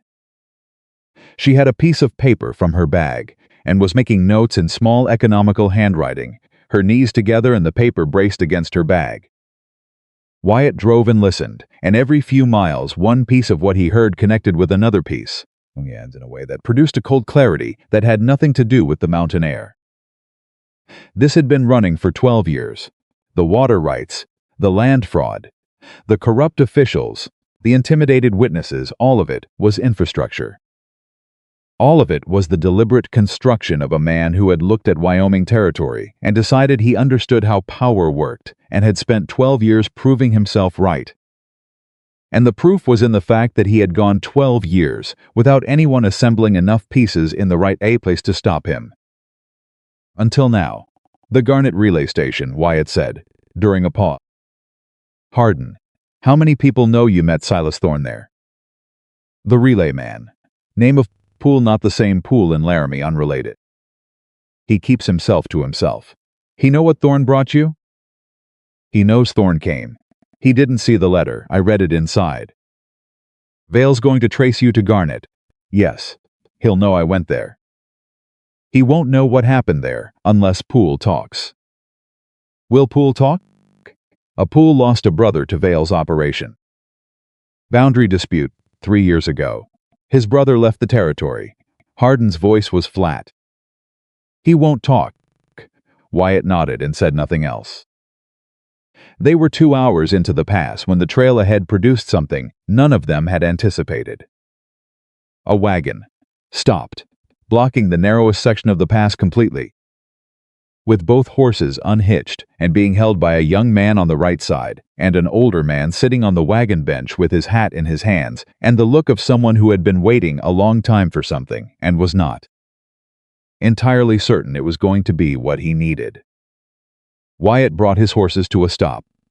Anna was already on her feet in the wagon bed, reading the situation with the rapid, practiced assessment she applied to everything. The young man holding the horses was perhaps 17. The man on the bench was in his 50s, weathered, with the specific quality of stillness that comes from since with a hard decision long enough that the decision has stopped being a decision and become simply a fact. Hardin had his hand near his rifle. Wyatt's hand was near his. Neither of them moved. State your business, Wyatt said. The man on the bench looked at him, then passed him to Anna. I'm looking for Thomas Whitaker's daughter, he said. No one moved. I'm Anna Whitaker, she said. The man nodded slowly. He reached into his coat slowly, both men watching, and produced an envelope. My name is Henry Pruitt, he said. I owned 40 acres on the North Fork of the Sweetwater, until Harrison Vale took it 2 years ago. I've been living in my brother-in-law's barn since then. He looked at the envelope. I heard you were trying to reach Cheyenne with evidence. I heard it from a boy named Cobb Delaney, who rode to find me yesterday because he said you'd want to know I exist. He held the envelope out. I have a witness statement, and I have the original signed offer Vale made me the one before he produced the forged transfer.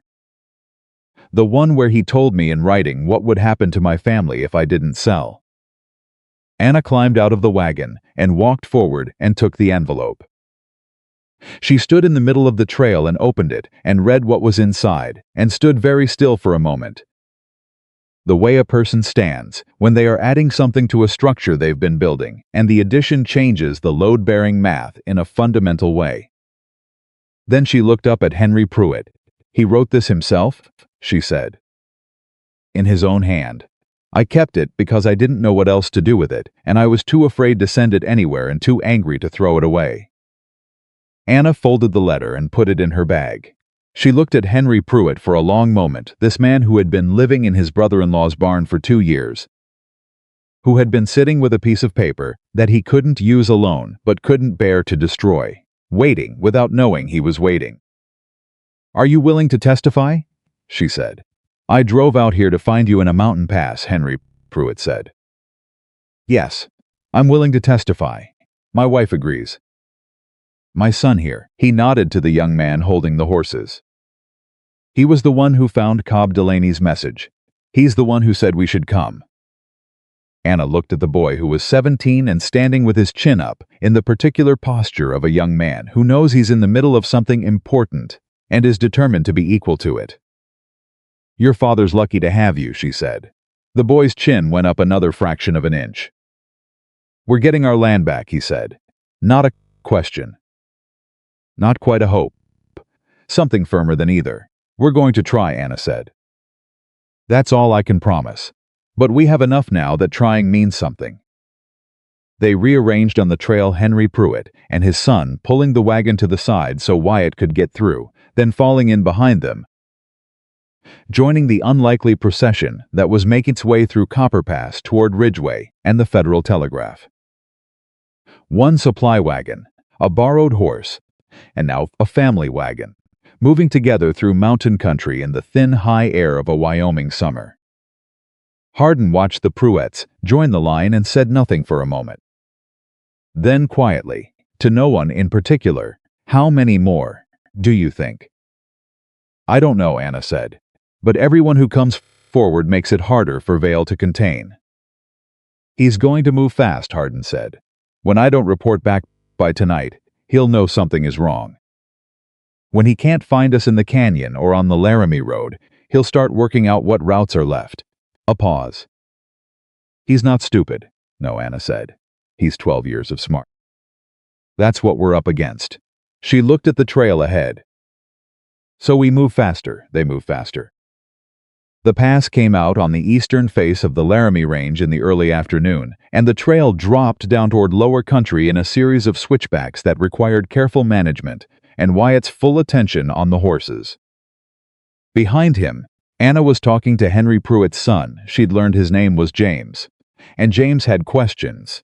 The particular rapid-fire questions of a 17-year-old mind that has grabbed onto something and won't let it go. And Anna was answering all of them with the direct patience that she apparently extended to anyone who asked an honest question. "How did you know the contract was forged?" James was asking. "Because of the date stamp," Anna said. Vail's document was stamped by the Territorial Recorder's Office on a Tuesday in March. But I have a letter from the Territorial Recorder's Office, dated that same Tuesday, sent to my father, stating that no transfers for his property were on record. Both documents can't be true. One of them is real, and one of them was created after the fact. What happens when you get to the federal office? I present the evidence to a federal investigator. They have authority that supersedes local and territorial officials, which means Vail can't use his connections to make it go away. She paused. Not if the evidence is strong enough, and it is, but the federal investigator has to be given the chance to see it.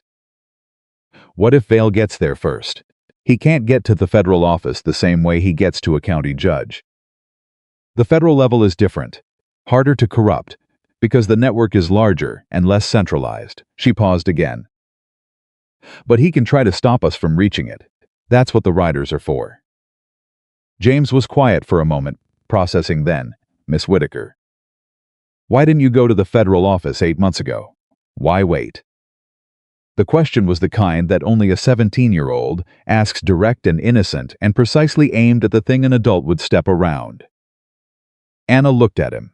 Because 8 months ago I had my father's letter and a land deed and a prayer, she said. What I have now is a case. Those are different things. She held up the bag. You don't walk into a federal investigation with what you hope is true. You walk in with what you can prove. It took 8 months to be able to prove it. James nodded slowly. That makes sense, he said. Your father waited 2 years, Anna said. That makes sense too. People wait until they know it's worth the risk. The difference now is that there are enough of us that the risk is distributed. One person alone against Harrison Vale is a problem. A dozen people with coordinated evidence is something else. They came off the switchbacks onto flatter ground as the afternoon began its long western slide. And Ridgeway appeared on the horizon as a collection of buildings that was more than a settlement and less than a town, the kind of place that exists in the spaces between places, serving the functions that larger towns don't reach. A trading post, a farrier, a boarding house, a church, and according to May Alcott, a postmaster with a direct line to the Federal Telegraph in Cheyenne. Wyatt pulled the wagon up and looked at it. How long to send a telegraph? Anna asked. Depends on traffic. An hour, maybe less. What do we send? We tell the Federal Land Office that we're coming. We give them the names Vale, Calloway, the Land Office connection, Hardin's information about the Laramie officials. We tell them we have physical evidence and multiple witnesses. Wyatt looked at her. We make sure that if something happens to us on the last stretch, someone in Cheyenne already knows what we were carrying and why. Anna looked at the post office for a moment. That's smart, she said. I have my moments, Wyatt said. She almost smiled at that, a real one, quick and unguarded, the kind that appeared before she could decide whether to let it. He saw it and looked away, the way he'd looked away from the bread that morning when he was pretending it wasn't there, except this time he wasn't pretending anything. He was simply giving it room. The postmaster of Ridgeway was a compact, deliberate man in his 60s named Ira Walsh, who listened to Anna explain what she needed with the focused attention of someone who has been waiting to be useful and is now carefully not showing how much. Federal Telegraph, he said. Cheyenne Land Office. Federal Investigator's Office, Anna said.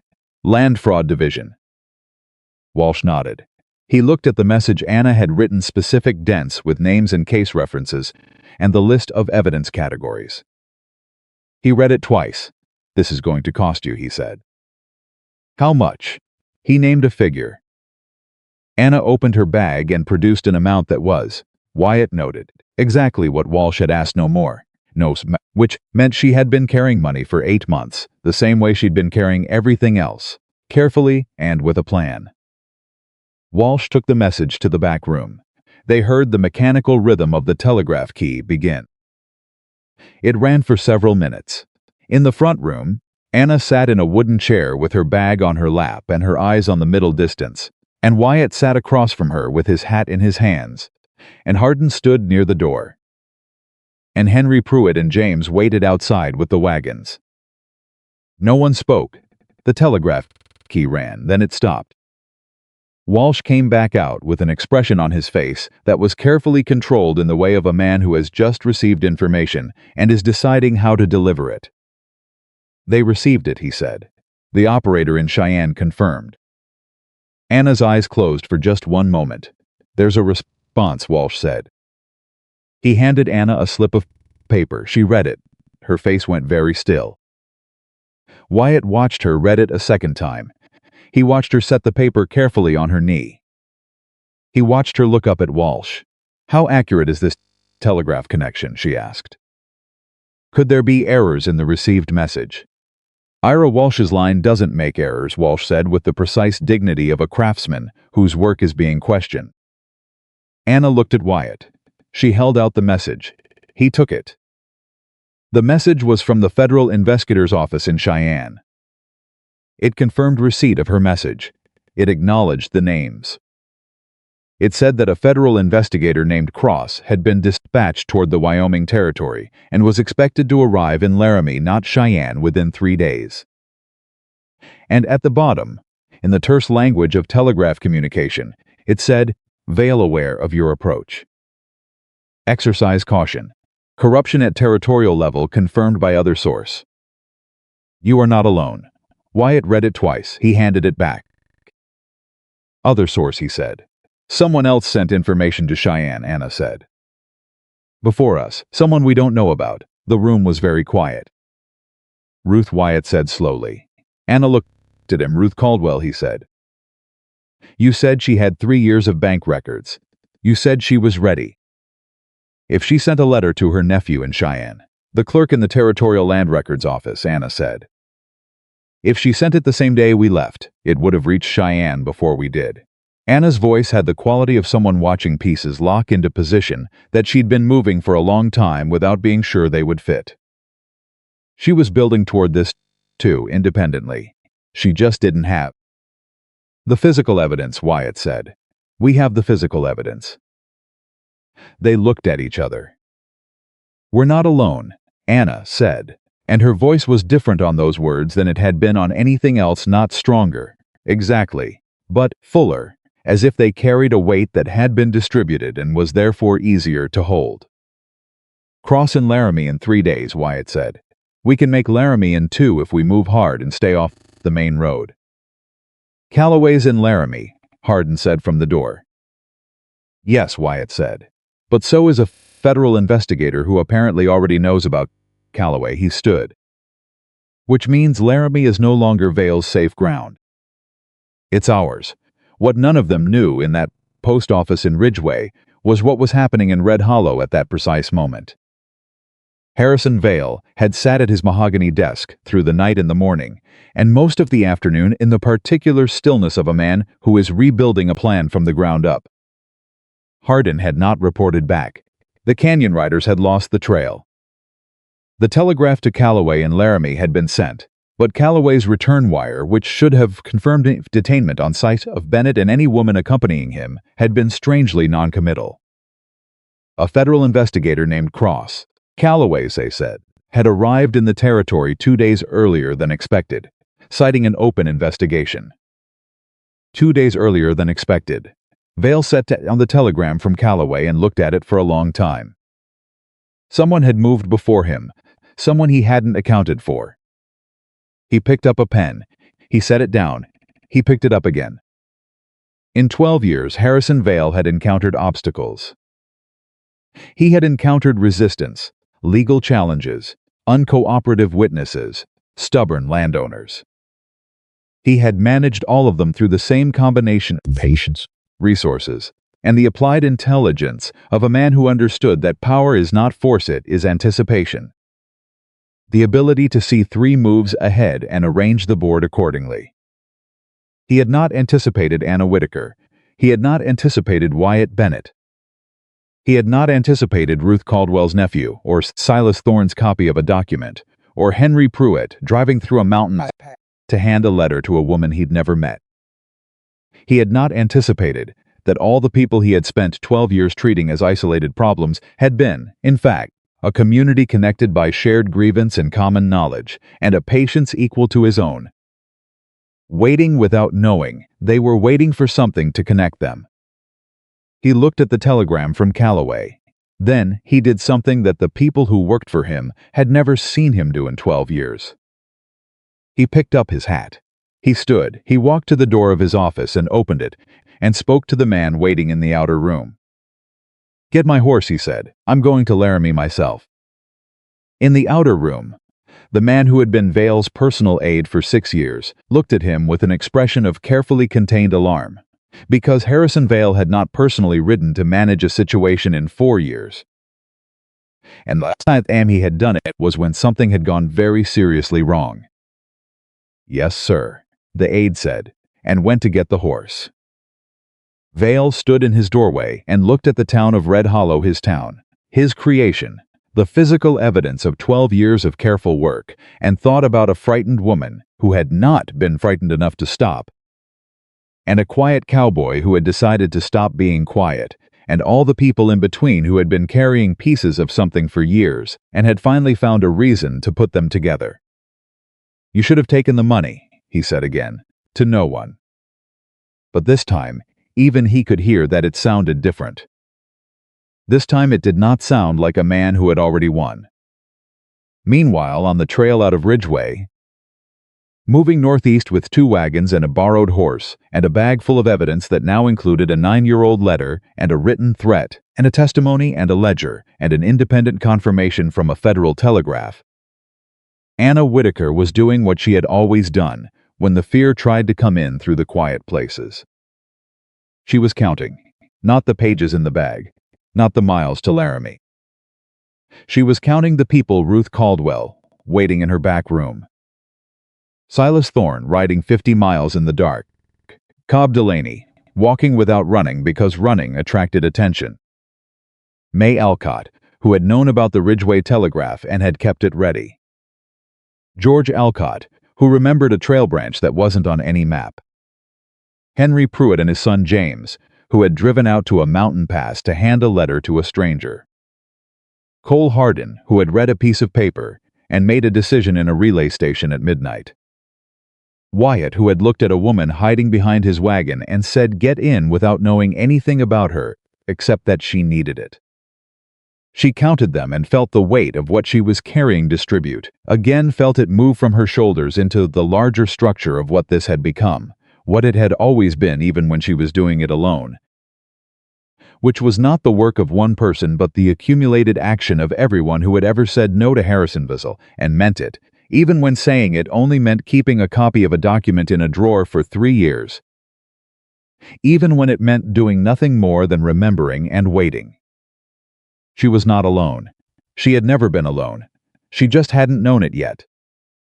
Wyatt moved his wagon forward on the trail, and the sun dropped toward the western peaks.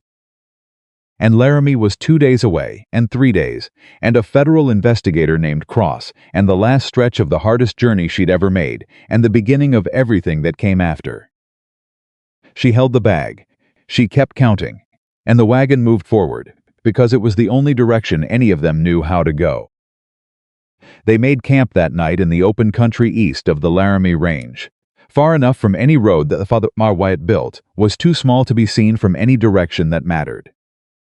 Henry Pruitt and James handled the horses while Hardin set a watch rotation without being asked the instincts man who had spent years about threats and could not simply turn that off because he'd changed sides. Anna sat near the fire with her bag in her lap and the slip of paper from the Ridgeway Telegraph folded in her hand, reading it for what was probably the 15th time. You are not alone. She had been alone for 8 months. Not entirely Ruth had been there, in her quiet, record-keeping way, and there had been moments of small human kindness from people who didn't know the full story but could read fear well enough to look the other way when she needed them to. But alone in the way that mattered alone, in the sense of being the only person who knew the whole of it, the only person carrying the complete weight of what needed to happen and what would be lost if it didn't. She wasn't that anymore. James Pruitt brought her a cup of coffee without being asked and sat down nearby with his own, and she looked at him and said, "You should sleep." "We move early." "I'm not tired," he said, which was obviously untrue. He had dark circles under his eyes and the particular looseness of a young person fighting exhaustion. But she understood it. She had been 17 once on the edge of something consequential, not wanting to miss a second of it. "Tell me about your family's land," she said. "The North Fork property." His whole face changed. "Best hay ground in the territory," he said without hesitation. "My grandfather broke it. He came out from Ohio with nothing and broke 40 acres of rock and scrub and built it into something. My father was born there. I was born there. What did Vail want it for? Same as everything. That land sits above a natural spring that runs year-round. He wanted to control who accessed it." James looked into his coffee.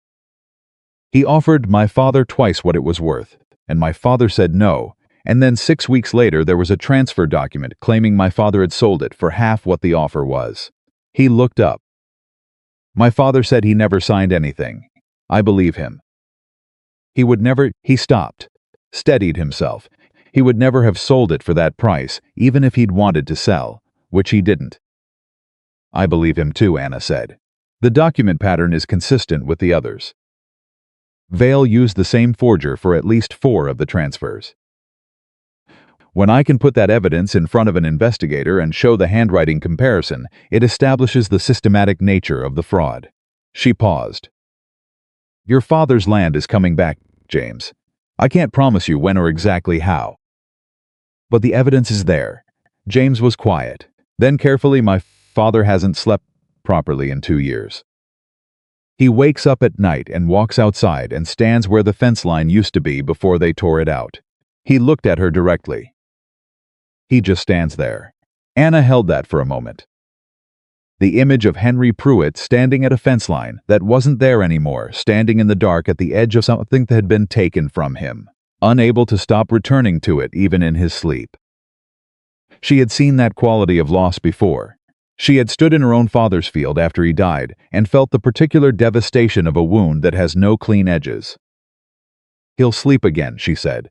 "I promise you that, even if I can't promise the rest of it." James nodded. He finished his coffee and went to sleep on his side of the camp with the trust of someone who has decided to believe what they've been told, which was, Anna thought, one of the braver things a person could do. Wyatt appeared beside her without making any particular sound about it, the way he moved through most things present before you'd registered the approach. He sat down and poured himself coffee from the pot near the fire and didn't say anything for a while, which was, she had come to understand, not absence but companionship. The particular companionship of someone who understood that silence wasn't empty. "2 more riders joined Hardin's 4 in the canyon," he said eventually. "According to what Hardin told me while you were talking to James. Vale sent a second group from the Laramie direction when the first one lost the trail. They'll have figured out by now that we went through Copper Pass. Can they get to Laramie ahead of us? Not if we leave at first light."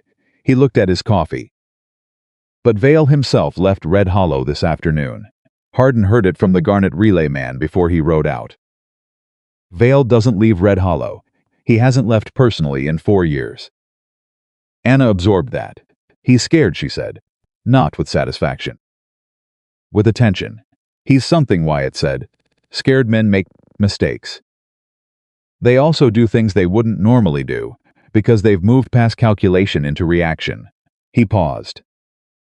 "Vale in reaction is more dangerous than Vale in control. You should know that. I know that." She turned the telegraph slip in her hands.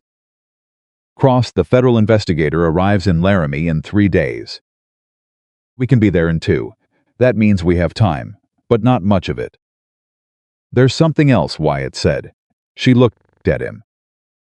"Hardin told me what he knows about Cross. He's heard the name through Vale's network. Cross has been investigating land fraud in the territory for 18 months. He already has a file."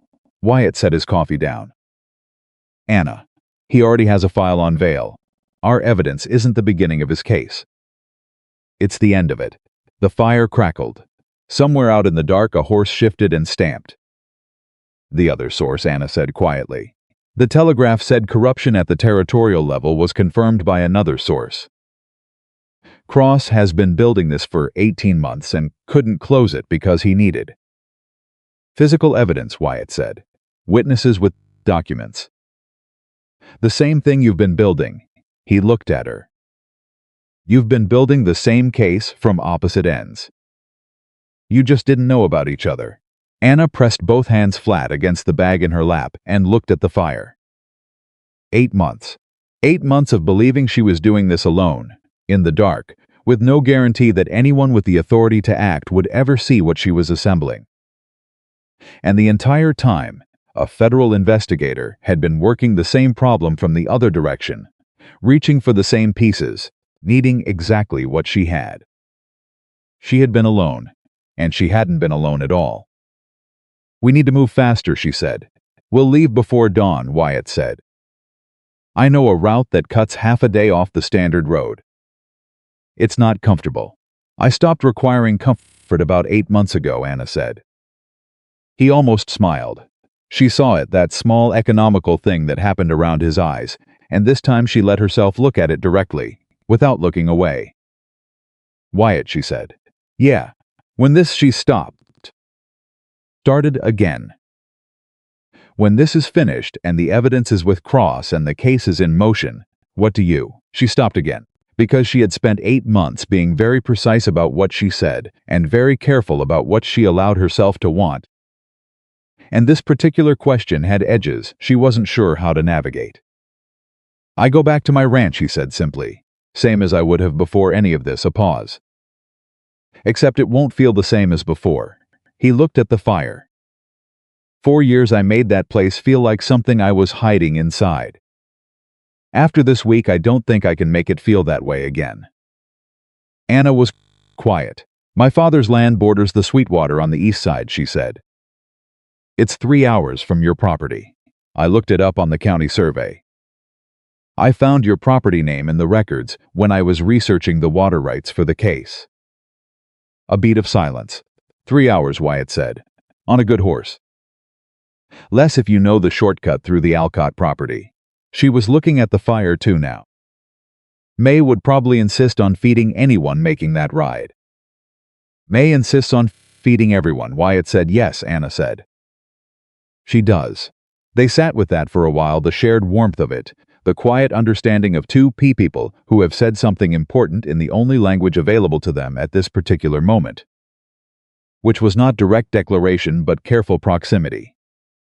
An address, a distance, a ride that could be made. It was enough for now. They moved before first light as promised, and what followed were the longest 36 hours of Anna Whitaker's life. Wyatt's shortcut was not in any conventional sense of the word a road. It was a series of connected decisions about terrain, a dry wash here, a cattle path there, a section of open grass that could be crossed at an angle to bring them out 3 miles north of where the main road expected them to be. The wagon took the kind of abuse that would have been concerning to anyone who didn't know exactly what a wagon could survive. And Henry Pruett's older vehicle managed it by the combination of good construction and James's constant attention to the load. Hardin rode point 50 yards ahead watching. Mid-morning of the first day, he came back at a canter with his hand up. Riders, he said. 2 of them, moving slow. Watching the road, Wyatt pulled the wagon to a stop. Vales? Can't tell from here. They're not in a hurry, which means they're waiting, not chasing. Can we go around them? If we cut further north and lose 2 hours. No one said anything for a moment. Then Anna spoke. How far are we from the settlement at Dry Creek? She asked Hardin. He thought about it. 8-9 miles. Is there a telegraph at Dry Creek? Small one. For ranch business mostly. Anna looked at Wyatt. If we can get a second message to Cheyenne specifically to Cross's office, telling him we're going to be delayed, telling him Vale is personally en route to Laramie, it matters. Cross needs to know Vale is coming before we get there. If we go to Dry Creek, we add time and risk, Wyatt said. If Vale gets to Laramie before us and to Cross before we do. Cross is a federal investigator, Wyatt said. Vale can't just... Vale has been managing people at every level for 12 years, Anna said. I am not assuming Cross is untouchable just because he's federal. I am assuming he's harder to manage than a county judge. That's all. Her voice was flat and precise. I want him to know Vale is coming. I want him to have that information from us, not from anyone else. Wyatt looked at her for a moment. Then he looked at Hardin. Can we get to Dry Creek without going through the riders? Barely, Hardin said. There's a gully that runs north of their position. Tight for the wagons. How tight? I'll ride it first. If my horse can manage it, the wagons can. He rode it. The wagons managed it. The settlement at Dry Creek was 4 buildings and a windmill and a telegraph operator named Bess Halloran, who was 30 years old and ran the station alone, and regarded the appearance of 2 wagons and a riderless horse, and 5 people with varying degrees of obvious exhaustion, with the professionally neutral expression of someone who has learned that. The most useful quality in her position is the ability to receive information without visibly reacting to it. Anna wrote the message at the counter. Bess read it without comment, counted the words, named the price. Anna paid it. Bess sent it. While they waited for confirmation, a man came in from the back room, Bess's husband. It turned out a rancher named Dale, who had come in for the supply list and had stopped when he saw the assembly in his wife's telegraph station, and was now standing in the doorway with the particular look of a person putting together a picture from fragments. You're Anna Whitaker, he said. She looked at him. Yes, Thomas Whitaker's daughter. Dale Halloran crossed his arms. Your father sold grain to us for 6 years. Fair price every time, never tried to take advantage of a bad season. He paused. When we heard he'd sold his land to Vale before he died, I said to Bess it didn't sound right. Your father was a man who would never have sold that land. He told me once he intended his grandchildren to be born there. Anna's jaw tightened. Just briefly. He never sold it, she said. The document was forged. Dale Halloran looked at his wife. Something passed between them, the wordless communication of two people who have been married long enough to have whole conversations in a glance. I have a neighbor, Dale said. Name of Pete Sorensen. He lost his eastern fence line 2 years ago to a boundary dispute that went through a lawyer in Laramie who charged him 3 times the normal rate and then ruled against him anyway. Pete always said the whole thing smelled wrong. He paused. Would that be useful to you? Anna opened her bag. Wyatt, standing near the door, watched her pull out a clean sheet of paper and hand it across the counter to Dale Halloran. And he thought about the Ridgeway Telegraph, and the Alcott supper table, and the Copper Pass Trail. And the pattern of it, the way this thing had grown in the telling, not because Anna had manufactured support, but because every time the truth got spoken in front of someone who had been sitting with a related truth, the two things found each other like water finding its own level. Vale had built his empire on isolation, on keeping each person's grievance private, each family's loss separate, each act of injustice invisible to anyone outside the immediate victim. The machine only worked if the pieces never connected. Anna had spent 8 months connecting them. Bess confirmed the telegraph had gone through. Cross's office in Cheyenne acknowledged receipt. They left Dry Creek with Dale Halloran's written account of what his neighbor Pete Sorensen had told him over 6 years of fence line conversations, and they moved north. The second day was harder. They were tired in the way that sits in the bones, and the terrain was less cooperative. And somewhere behind them, though none of them could say exactly where, they all understood that Harrison Vale was riding toward Laramie with whatever remained of his operational capacity and the particular desperation of a man who has watched his carefully constructed world begin to move against him. It was Hardin who finally said what they were all thinking, mid-afternoon of the second day. He's going to try to get to Cross before us, he said. Not to corrupt him. He's past that. He's going to try to preempt us to walk in before we do and present his own account of what we're carrying. Claim the documents are fabricated. Claim Anna's unstable, grieving, acting from personal vendetta. He can't disprove the evidence, Anna said. He doesn't have to disprove it immediately. He just has to create enough doubt that Cross doesn't move immediately. Every day Vale can stall is a day he has to destroy whatever else might be building against him. He can't destroy it now, Anna said. There are too many copies in too many places. Silas Thorne has his copy. Ruth's letter is in Cheyenne. Dale Halloran has a written account. The original documents are in this bag. She paused. He could burn every piece of paper I'm carrying, and it wouldn't undo what's already been sent. He might try anyway, Wyatt said quietly. Nobody responded to that. They all understood what he meant and what it implied, and nobody wanted to say it plainly with James Pruitt 15 feet away. Wyatt moved his horse closer to Anna's wagon, not conspicuously, just closer. They reached the outskirts of Laramie in the late afternoon of the second day, which was one full day before Cross was expected to arrive, and which meant they had arrived before Harrison Vale had managed to get ahead of them. Laramie was a proper town. Streets and buildings and the noise of people going about, ordinary business, freighters and storekeepers and families on errands, and the particular concentrated density of a place that had grown into itself and pushed the frontier back far enough to feel mostly like civilization. Anna had been here twice before. She knew the layout. She knew where the federal offices were. She also knew where Judge Calloway's courthouse was, and she made a deliberate calculation about routing that brought them to the federal buildings without passing within 2 blocks of it.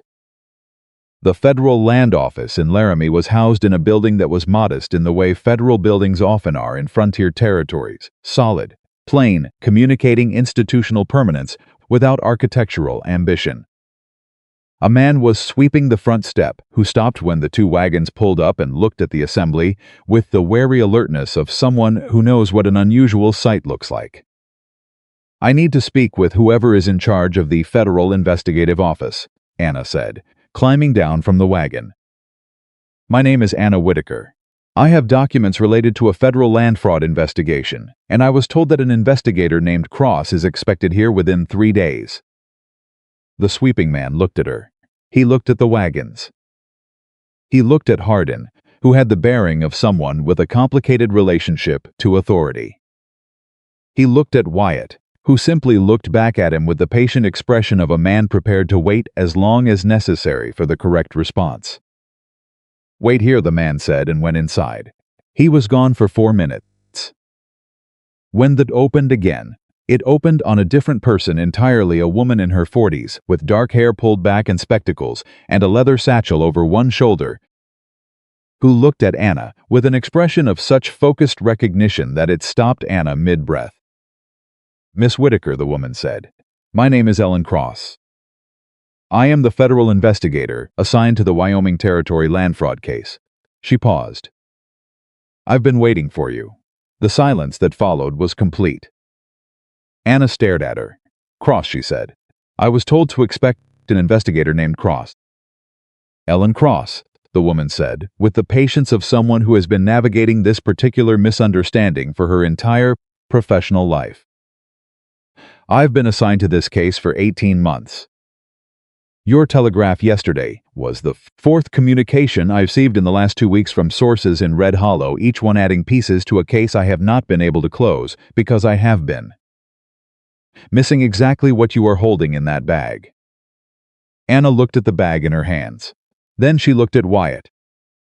He was looking at her with an expression she hadn't seen on his face before, not surprise exactly, more like the particular quality of watching something land exactly where it was meant to after a very long flight. "Come inside," Ellen Cross said. "All of you. We have a great deal to do, and I have every reason to believe Harrison Vale will arrive in Laramie within 24 hours. They went inside. What happened in that federal office over the next 6 hours was the most important work Anna Whitaker had ever done.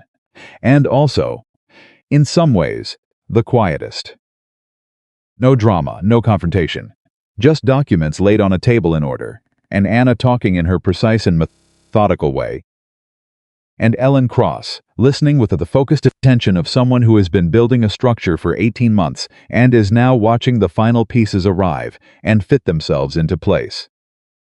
Hardin gave his testimony. He spoke for an hour, and Ellen Cross's associate, a young man named Garrett who had the efficient presence of someone accustomed to turning information into record, wrote every word. Hardin named names, dates, amounts, methods.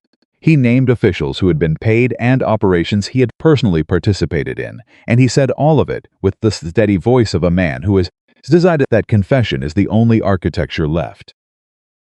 When he finished, Cross looked at him for a long moment. "Mr. Hardin," she said, "you understand that full cooperation with this investigation, including testimony at trial, will be a condition of any consideration of your role." "Yes, ma'am," Hardin said. "And you're prepared to provide that?" "I wrote here," he said. "That's my answer." Cross nodded once and looked at her notes. Henry Pruitt testified. He was slower than Hardin, more emotional, his voice roughening at certain points in the way of someone who has been holding something compressed for a long time and is now letting it expand. James sat beside him and didn't touch him, but positioned himself so that his father could feel the presence of someone steady without it being obvious. It was a small thing, and Wyatt noticed it, and filed it somewhere that mattered. Then Anna spread the documents on the table. She had laid them out in an order she had planned months ago, the sequence that told the story most clearly, that built the case from foundation to conclusion in the way a careful argument builds. She had rehearsed this moment, mentally, dozens of times. In the quiet of her father's house at night, in the back rooms of places she'd hidden, in the wagon bed bouncing through a Wyoming canyon. She had imagined a federal office and a federal official, and this moment of laying it all down.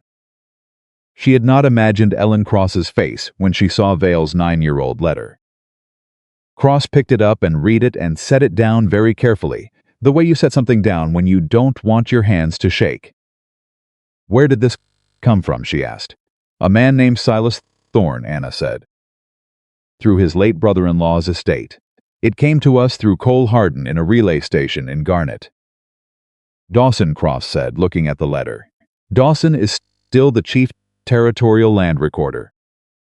"Yes," Anna said.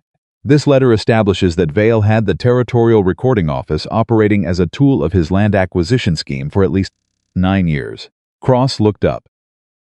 "Miss Whitaker, do you understand what this means for the scope of the investigation?"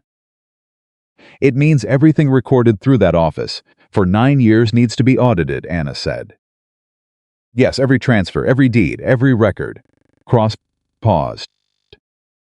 "It means this is not 11 families. It could be 40. 50. More." The room was very quiet. "How long will that take?" Henry Pruitt asked from his chair. Cross looked at him.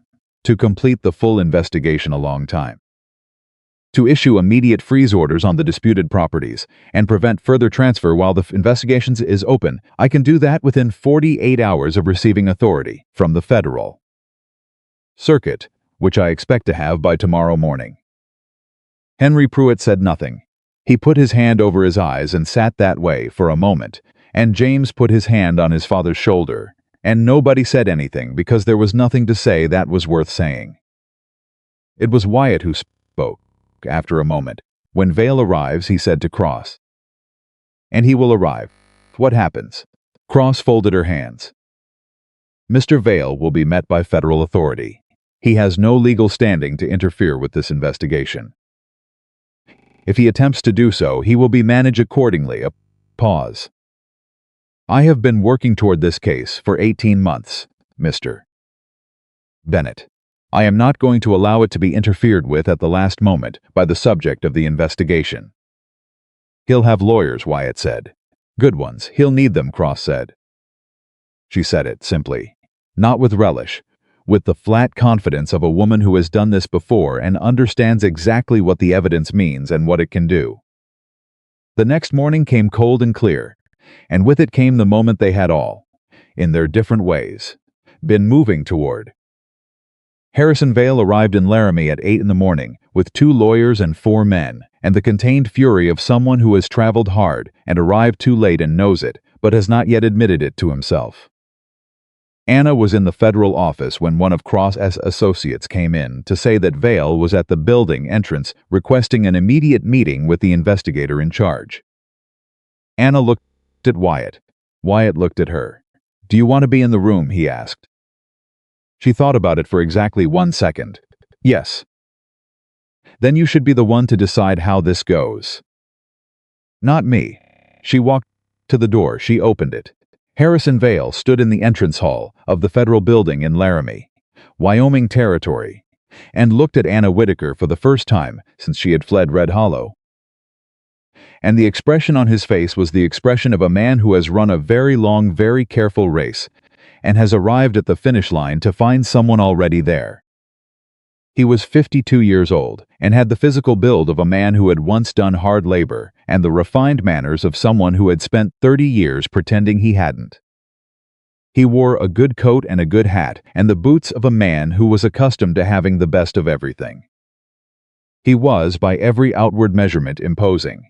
He looked at Anna standing in that doorway, and she looked at him, and neither of them said anything for a moment. Then he said, in the measured voice of a man making a final offer, "Miss Whitaker, there is still time to resolve this in a manner that is reasonable for all parties. What you have done cannot be undone, but what happens next is still to some degree negotiable." Anna looked at him. She looked at him the way she had looked at the evidence she'd been carrying for 8 months carefully, completely, without flinching. "My father's name was Thomas," she said. "He was 51 years old when he died, and he had never been sick a day in his life. He told me once he intended his grandchildren to be born on his land." She paused.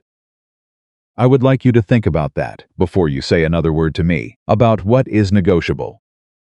Vale was very still. Wyatt stepped forward and stood beside her, not in front of her. Beside.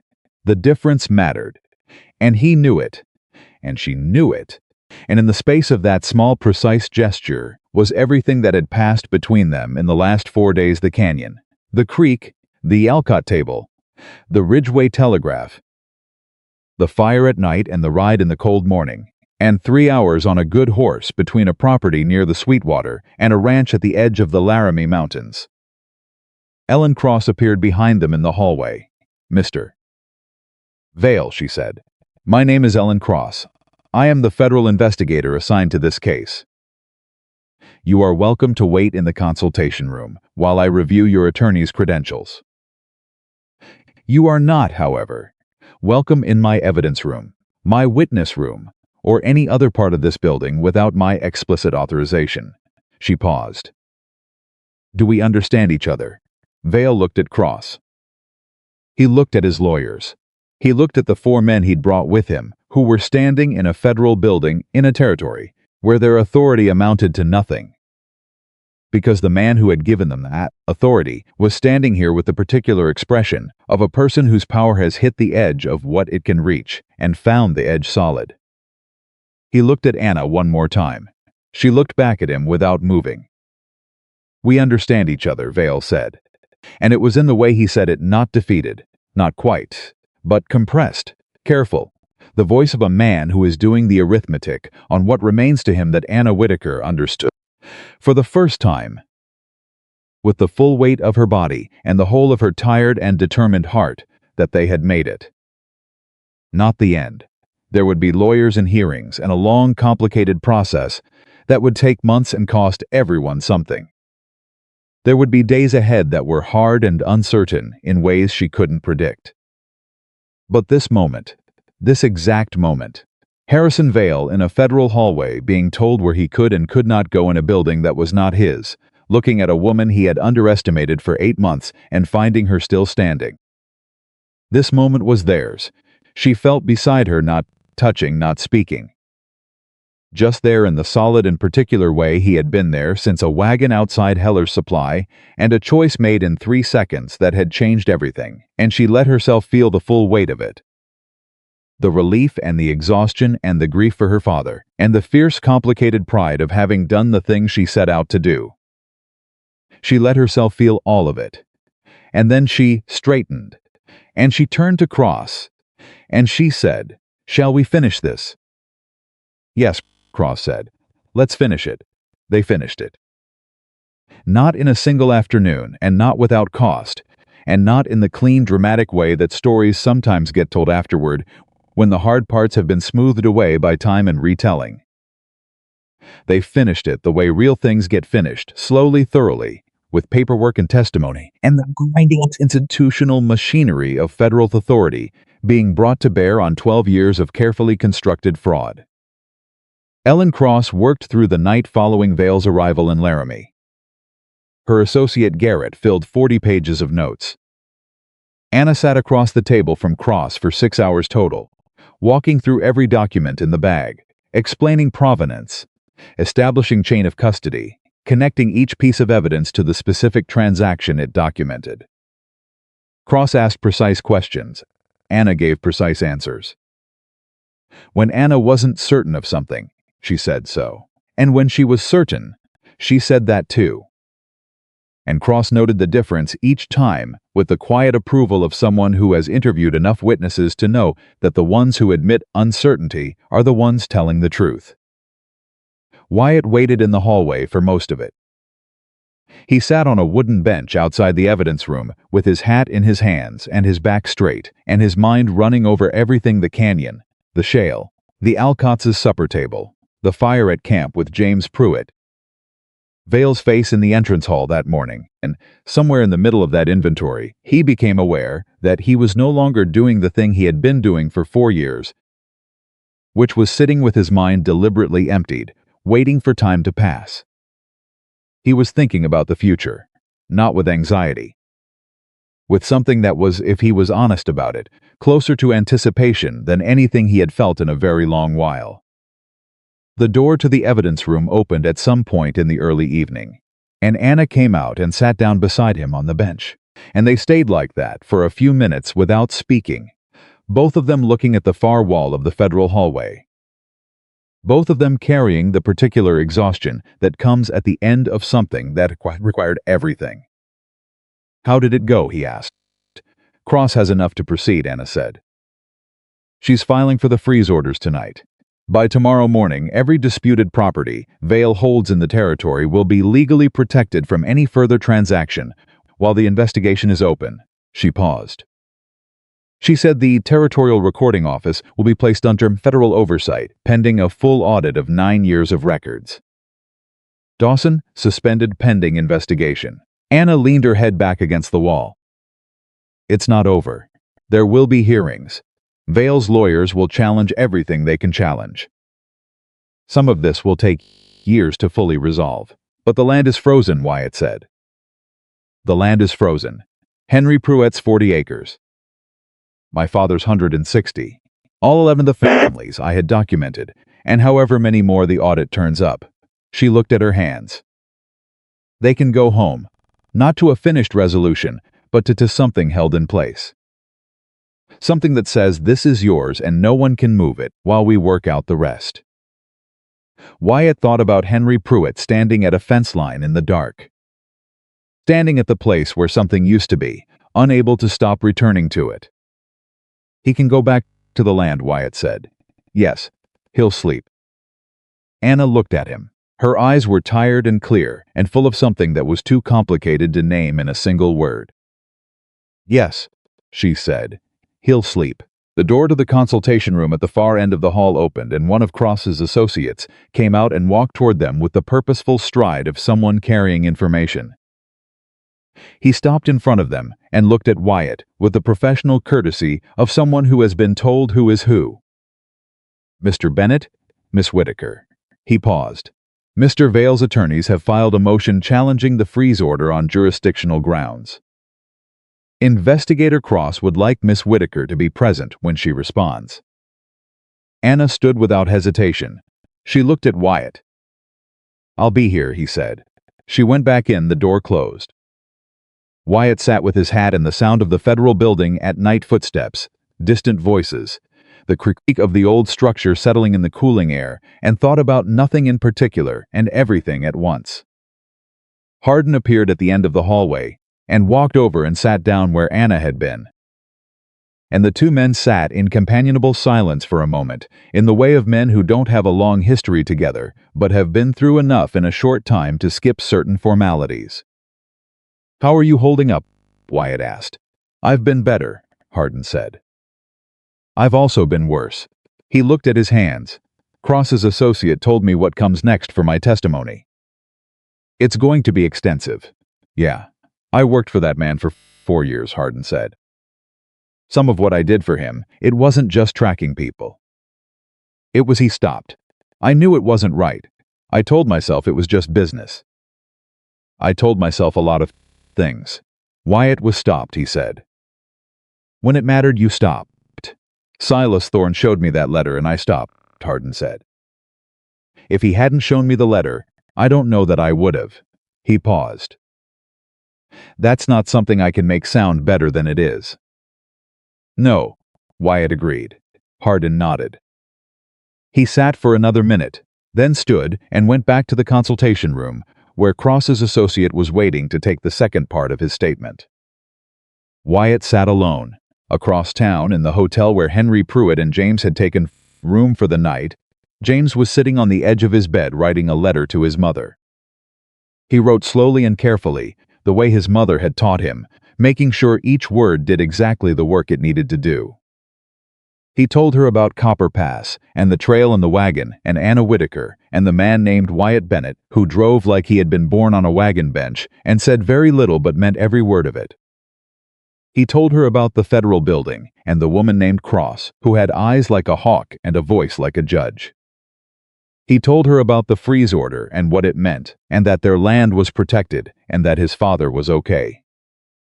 He sealed the letter and addressed it and set it by the door to mail in the morning. Then he looked at his father, who was sitting in the chair by the window with his eyes closed, and realized with a quiet shock that Henry Pruitt was asleep.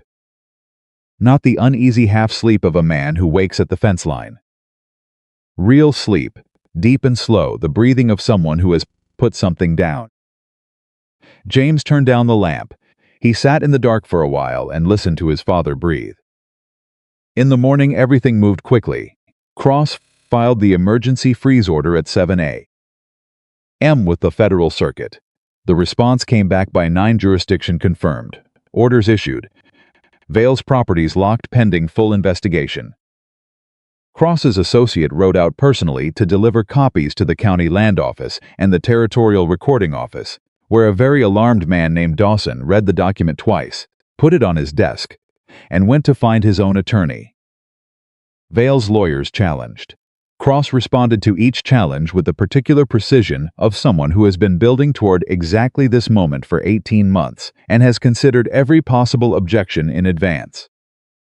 The jurisdictional challenge failed. The evidence admissibility challenge was deferred to Federal Circuit review, which was the standard procedure, and changed nothing about the freeze orders. A motion to suppress Hardin's testimony on the grounds of his prior employment relationship with Vale was filed and set for later consideration. None of it stopped the process. It complicated it, and it would complicate it further in the months ahead, but it did not stop it. And in the early afternoon, something happened that nobody had anticipated, which was that the door of the federal building opened and Ruth Caldwell walked in. She had come from Red Hollow on the morning stage, 30 hours of travel, with a carpetbag containing her 3 years of bank records and a letter of introduction from her nephew in the Territorial Land Records Office in Cheyenne, who had spent the last 2 weeks quietly pulling every record he could find related to Vale's land company, and had compiled a document that his supervisor had described, when he read it, as the most thorough piece of internal research he had seen in 15 years of federal service. Ruth Caldwell walked into the federal building in Laramie, Wyoming Territory, 63 years old, carrying a carpetbag and wearing her good dress and the expression of a woman who has been waiting a very long time to put something down and is not going to be delayed by anyone or anything at this particular juncture. She found Anna in the hallway and stopped in front of her, and for a moment neither of them said anything. Then Ruth said, "I told you I'd do my part." Anna looked at this woman who had given her the bank records and the route out of town and the certainty that she was not as alone as she felt, and her voice, when she found it, was steady, but only barely. "You didn't have to come yourself," she said. "The records needed explaining," Ruth said. "And I wanted to see it for myself. That man has been running this town for 12 years. She adjusted the carpetbag on her arm. "I want to be in the room when it stops." Anna took her to Cross. Cross received Ruth Caldwell's records with the expression of someone being handed the final piece of a map they have been trying to read for 18 months. She went through the bank documentation for an hour, with Ruth explaining each entry, and when they finished, Cross set the last page down and looked at Ruth with the particular directness of someone about to say something worth saying. "Mrs. Caldwell," she said, "you have been keeping these records for 3 years. "Yes. Why didn't you send them to a federal office sooner?" Ruth was quiet for a moment. Then, "Because I wasn't sure there was anyone to send them to who wouldn't pass them straight to Vale. And because I wasn't sure they were enough on their own. And because she stopped. Because I was afraid. I won't pretend I wasn't. I was afraid every day for 3 years. But you kept the records," Cross said. "Yes. Why?" Ruth looked at her hands and then at Cross with the clear and weathered eyes of a woman who has lived long enough to know the difference between the things she is proud of and the things she is not. "Because someone had to," she said, "and because I was the one who could. Because if I threw them away, there was nothing left. Just nothing left." She paused.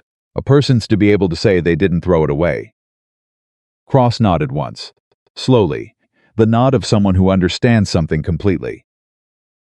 "You didn't throw it away," she said.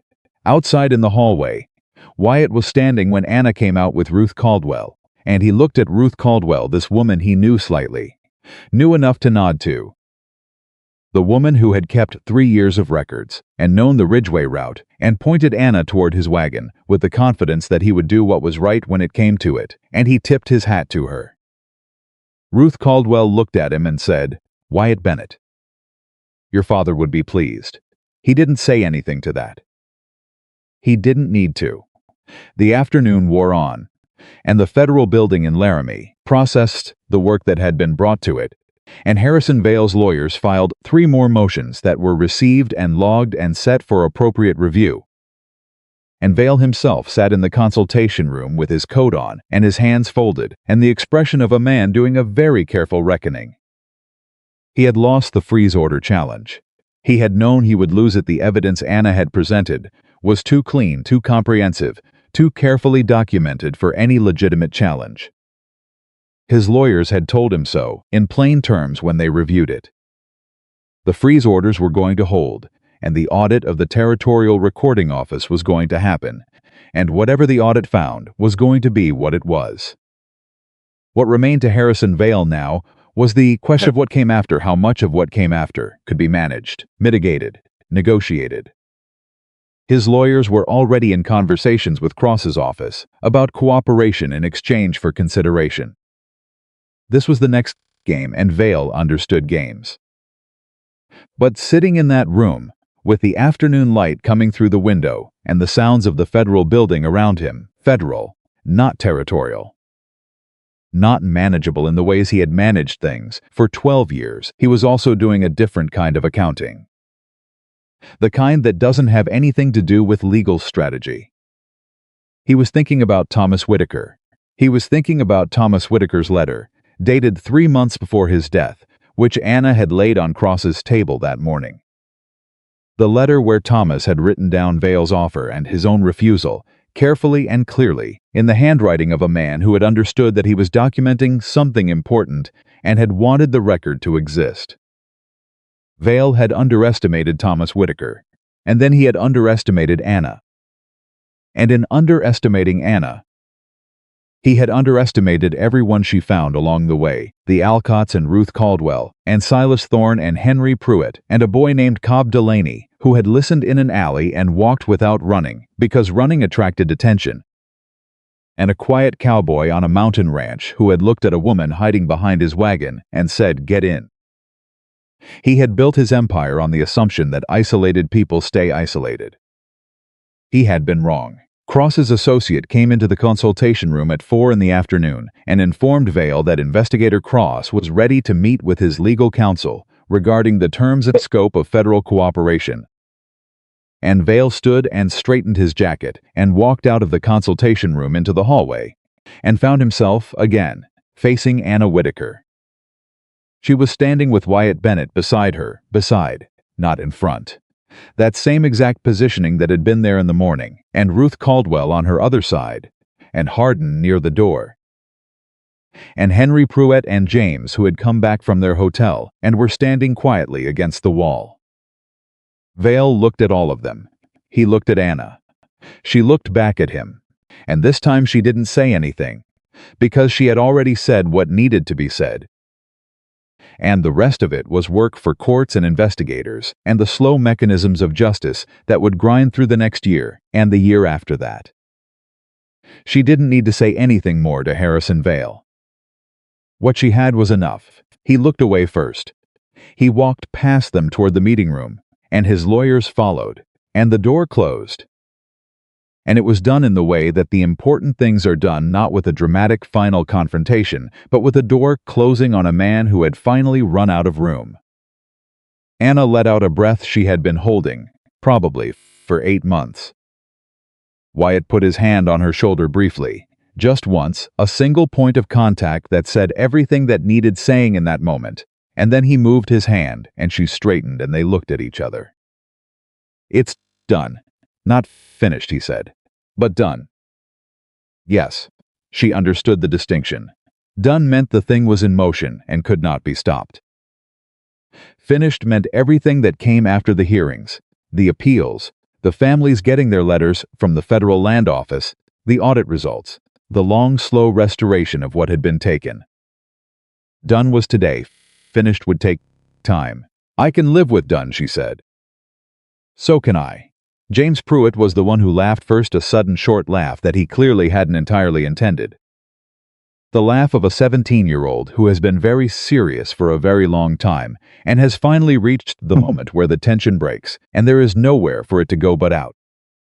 Henry looked at his son with the startled expression of a man not expecting that sound in that moment, and then his face did something complicated and wonderful, and then Henry Pruitt laughed too. And it was the laugh of a man who has not laughed in 2 years and has almost forgotten how but is relearning it right now, in a federal hallway in Laramie, because it turns out the body remembers. Ruth Caldwell looked at both of them and pressed her lips together in the expression that she used when she was not going to smile, and then she smiled anyway. Hardin stood near the door with his arms crossed and looked at the floor with the expression of someone who is not sure he has the right to participate in this particular moment. And then he looked up and met Wyatt's eyes. And Wyatt gave him the smallest nod, not absolution, not exactly, but acknowledgement, and Hardin's shoulders came down about 1/4 of an inch. They went to supper together that evening, all of them, at a restaurant on Laramie's main street that was large enough to hold the party and willing to do it. It was noisy and warm, and the food was ordinary, and nobody cared. Because the company was extraordinary in the way that only people who have been through something together are extraordinary to each other, carrying a shared knowledge of what it cost and what it meant, and able to sit in the same room with that knowledge and find it, against all odds, bearable. Anna sat next to Wyatt, not across from him. Next to him, so that their voices when they spoke could be quiet and still heard, the way voices are when two people have moved past the distance that requires projection and into the proximity that allows something more like conversation. She told him about her father. Not the letter, not the land, the man himself. Thomas Whitaker, who had broken jokes badly his entire life and laughed at his own punchlines before he got to them. Who had kept a garden that was embarrassingly ambitious for Wyoming terrain and had produced, through sheer stubbornness and excessive water, vegetables that everyone had agreed were not quite worth the effort, but nobody had said so to his face. Who had read to Anna every night until she was 13, and then one night simply stopped, and years later she realized it was because she had started finishing his sentences. And he had understood she'd grown past needing it, and had grieved that privately. Wyatt listened the way he listened to everything completely, without looking away, without filling the pauses with unnecessary sound. When she finished, he said, "He sounds like a man worth being angry about." Anna looked at him. "That's the right thing to say," she said. "Good," he said. "I don't have that many right things in stock." Glad this one landed. She looked at him for a moment, this man who said very little and meant every word of it. Who had lied to armed riders without blinking and asked for nothing in return, and had sat on a bench outside an evidence room for 6 hours because she was inside it, and he was going to be there when she came out, and she thought about 3 hours. On a good horse, and the Sweetwater, and the Alcott property shortcut, and May Alcott's particular expression when she was not matchmaking. "Wyatt," she said. "Yeah, when you go back to the ranch. You said it won't feel the same. It won't. What will you do with that?" He was quiet for a moment. Not the careful quiet of avoidance, the thoughtful quiet of a man actually considering the question. "I'll rebuild the north fence," he said. "It needs it. I've been putting it off, because putting it off was the kind of thing a man does when he's not thinking about the future." He picked up his coffee cup and set it down again. "And I'll think about what comes next. In a way, I haven't been thinking about it." "The north fence," Anna said. "How long will that take?" 2 weeks, maybe, if the weather holds. I'll be at my father's land by then," she said. "Starting to rebuild what needs rebuilding there." She paused. 3 hours, he said. "On a good horse." "I've got good horses," he said. They looked at each other across the short distance between adjacent chairs, and what passed between them in that look was not declaration. It was something quieter and more lasting than declaration. It was the understanding of two people who have both lost enough to know the value of what remains, who have both been alone long enough to understand what company means, who have arrived by the longest possible road at a point close enough to reach. It was enough. More than enough. Ruth Caldwell caught May Alcott's spirit across 200 miles of Wyoming territory and looked at the two of them from the other end of the table with an expression she did not attempt to describe as anything other than what it was, which was satisfaction. 3 months later, the federal audit of the Territorial Recording Office confirmed fraudulent transfers affecting 43 separate properties across Wyoming territory. 31 families received letters from the Federal Land Office informing them that their property claims were being reviewed and their lands remained protected pending full resolution. 11 families whose evidence was the most complete and whose cases were furthest along in the review process received preliminary decisions in their favor. Henry Pruitt received his letter on a Tuesday in October. James brought it from the post office at a run and handed it to his father without stopping to breathe, and Henry read it, standing in his brother-in-law's yard. And then he read it again. And then he sat down on the porch steps and put his head in his hands and stayed that way for a while. He wasn't crying. He was arriving. The way a person arrives at the end of a long road and needs a moment to understand that the moving has stopped. James sat down beside him. "We're going home," James said. "We're going home," Henry agreed. Harrison Vale's legal proceedings would run for 2 more years. His lawyers were good and the case was complicated, and the system, as systems do, moved at its own pace. But the freeze orders held. The audit held. The testimony of Cole Hardin, delivered in 3 separate sessions before the Federal Circuit Court, was described by the presiding judge as the most comprehensive insider account of systemic land fraud he had seen in 20 years on the bench. Vale's attorneys negotiated a partial cooperation agreement that reduced certain charges in exchange for full disclosure of the network he had built, which meant that every official who had been in his pocket came to light, including Judge Calloway, who resigned his position before he could be formally removed and left Laramie on a Tuesday morning without saying goodbye to anyone. Dawson at the Territorial Recording Office cooperated fully and immediately, with the efficiency of a man who had been waiting for the opportunity to stop carrying something very heavy. Silas Thorne testified. He stood in front of the Federal Circuit Court and said everything he had done and everything he had seen, and his voice was steady throughout. And when it was done, he walked out of the courthouse, the October air, and stood on the steps for a moment and let it settle. Cobb Delaney, who was 15 by the time the main proceedings began, was called as a witness to what he had heard in the alley behind the livery stable. He testified with his chin up in the same posture he'd had when Anna told him his father was lucky to have him, and when the attorney asked him why he had walked to find Silas Thorne that day, he said, "Because someone had to. And I was the one who heard it." The attorney wrote that down. Ellen Cross submitted her final investigative report to the Federal Circuit in the spring of 1889, 18 months after the case formally opened, and 2.5 years after she had first begun pulling threads on Harrison Vale's operation. The report was 240 pages and cited 117 separate instances of documented fraud, 11 confirmed cases of judicial corruption, and 9 years of systematic manipulation of the territorial recording system. It was described by the Federal Land Commissioner in Washington as the most consequential land fraud investigation in the history of the Wyoming Territory. Cross was offered a promotion to a federal oversight position in Washington. She declined. She took a posting in Colorado instead, where there were other threads to pull, other records to audit, other people who had been waiting too long for someone to put the pieces together. Anna rebuilt her father's ranch through the rest of 1887 and into 1888, with the particular fierce attention of someone who is doing something that means more than one thing at once. She repaired the east fence and cleared the irrigation channel and planted the south field in the spring and stood in it when it came up green and felt her father in the way you feel the people you love who are gone, not as absence, but as the specific shape of what they left behind. She also argued 2 additional cases before the Federal Land Office on behalf of families whose evidence was insufficient for the main investigation, but whose claims had merit. She won one of them. The other was ongoing. She wrote letters to Ruth Caldwell every month.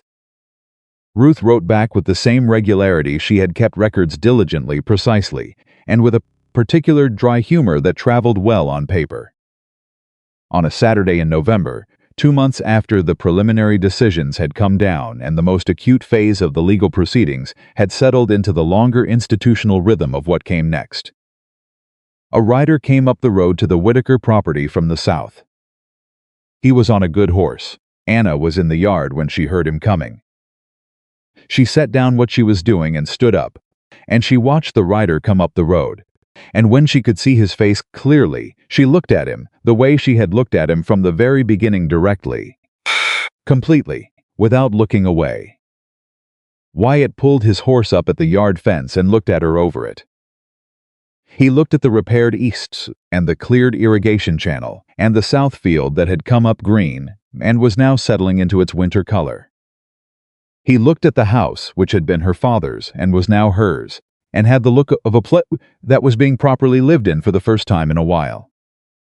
He looked at her. North fence held, he said. Good, she said. How long did it take? 2 weeks, weather held. He dismounted. He looped his reins over the fence post. I've been thinking about what comes next.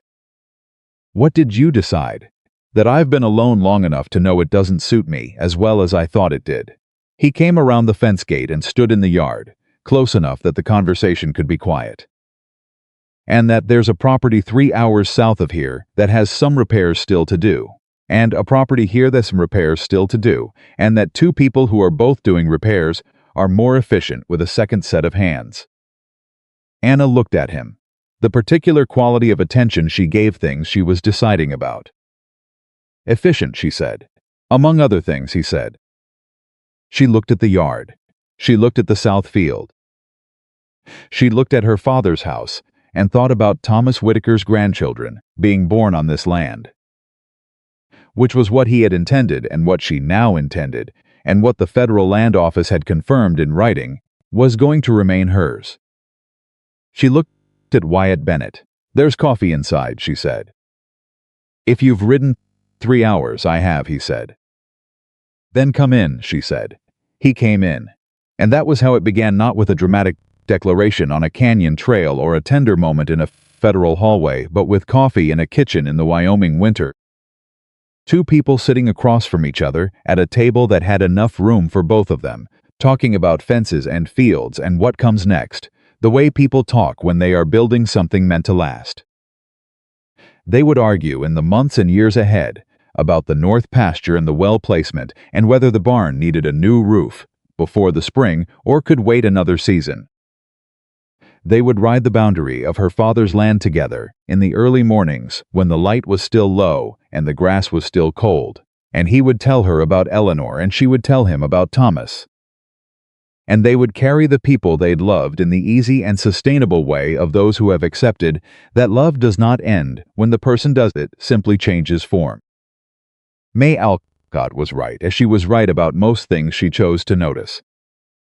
And when Wyatt and Anna arrived at the Alcott homestead for supper the following spring together, on 2 horses, arriving at the same time from the same direction, May received them at the door with the expression of a woman who has been entirely unsurprised by something and is choosing not to make a production of it. Sit down, she said. Both of you. George, there are 2 extra plates tonight. George appeared in the doorway with the expression of a man who already knew. Good, he said. Plenty of food. They sat down, they ate.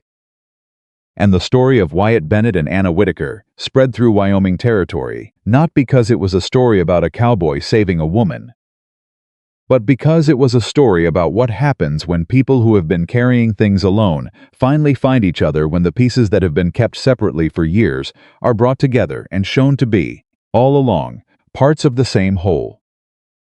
It was a story about Ruth Caldwell's records and Silas Thorne's copy and Cobb Delaney walking without running and George Alcott's trail and May's telegraph and Henry Pruitt driving to a mountain pass to hand a letter to a woman he'd never met. It was a story about all of them, every single one, and the accumulated weight of people who refused to throw it away.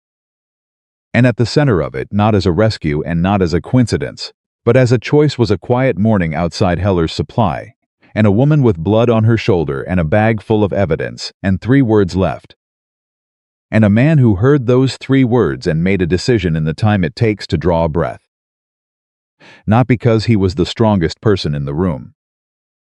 Not because it was safe or simple or without cost. But because he looked at what was right, and he looked at what was easy, and he chose what was right, and he did not look away, and that choice, that one quiet, irreversible choice, changed everything that came after.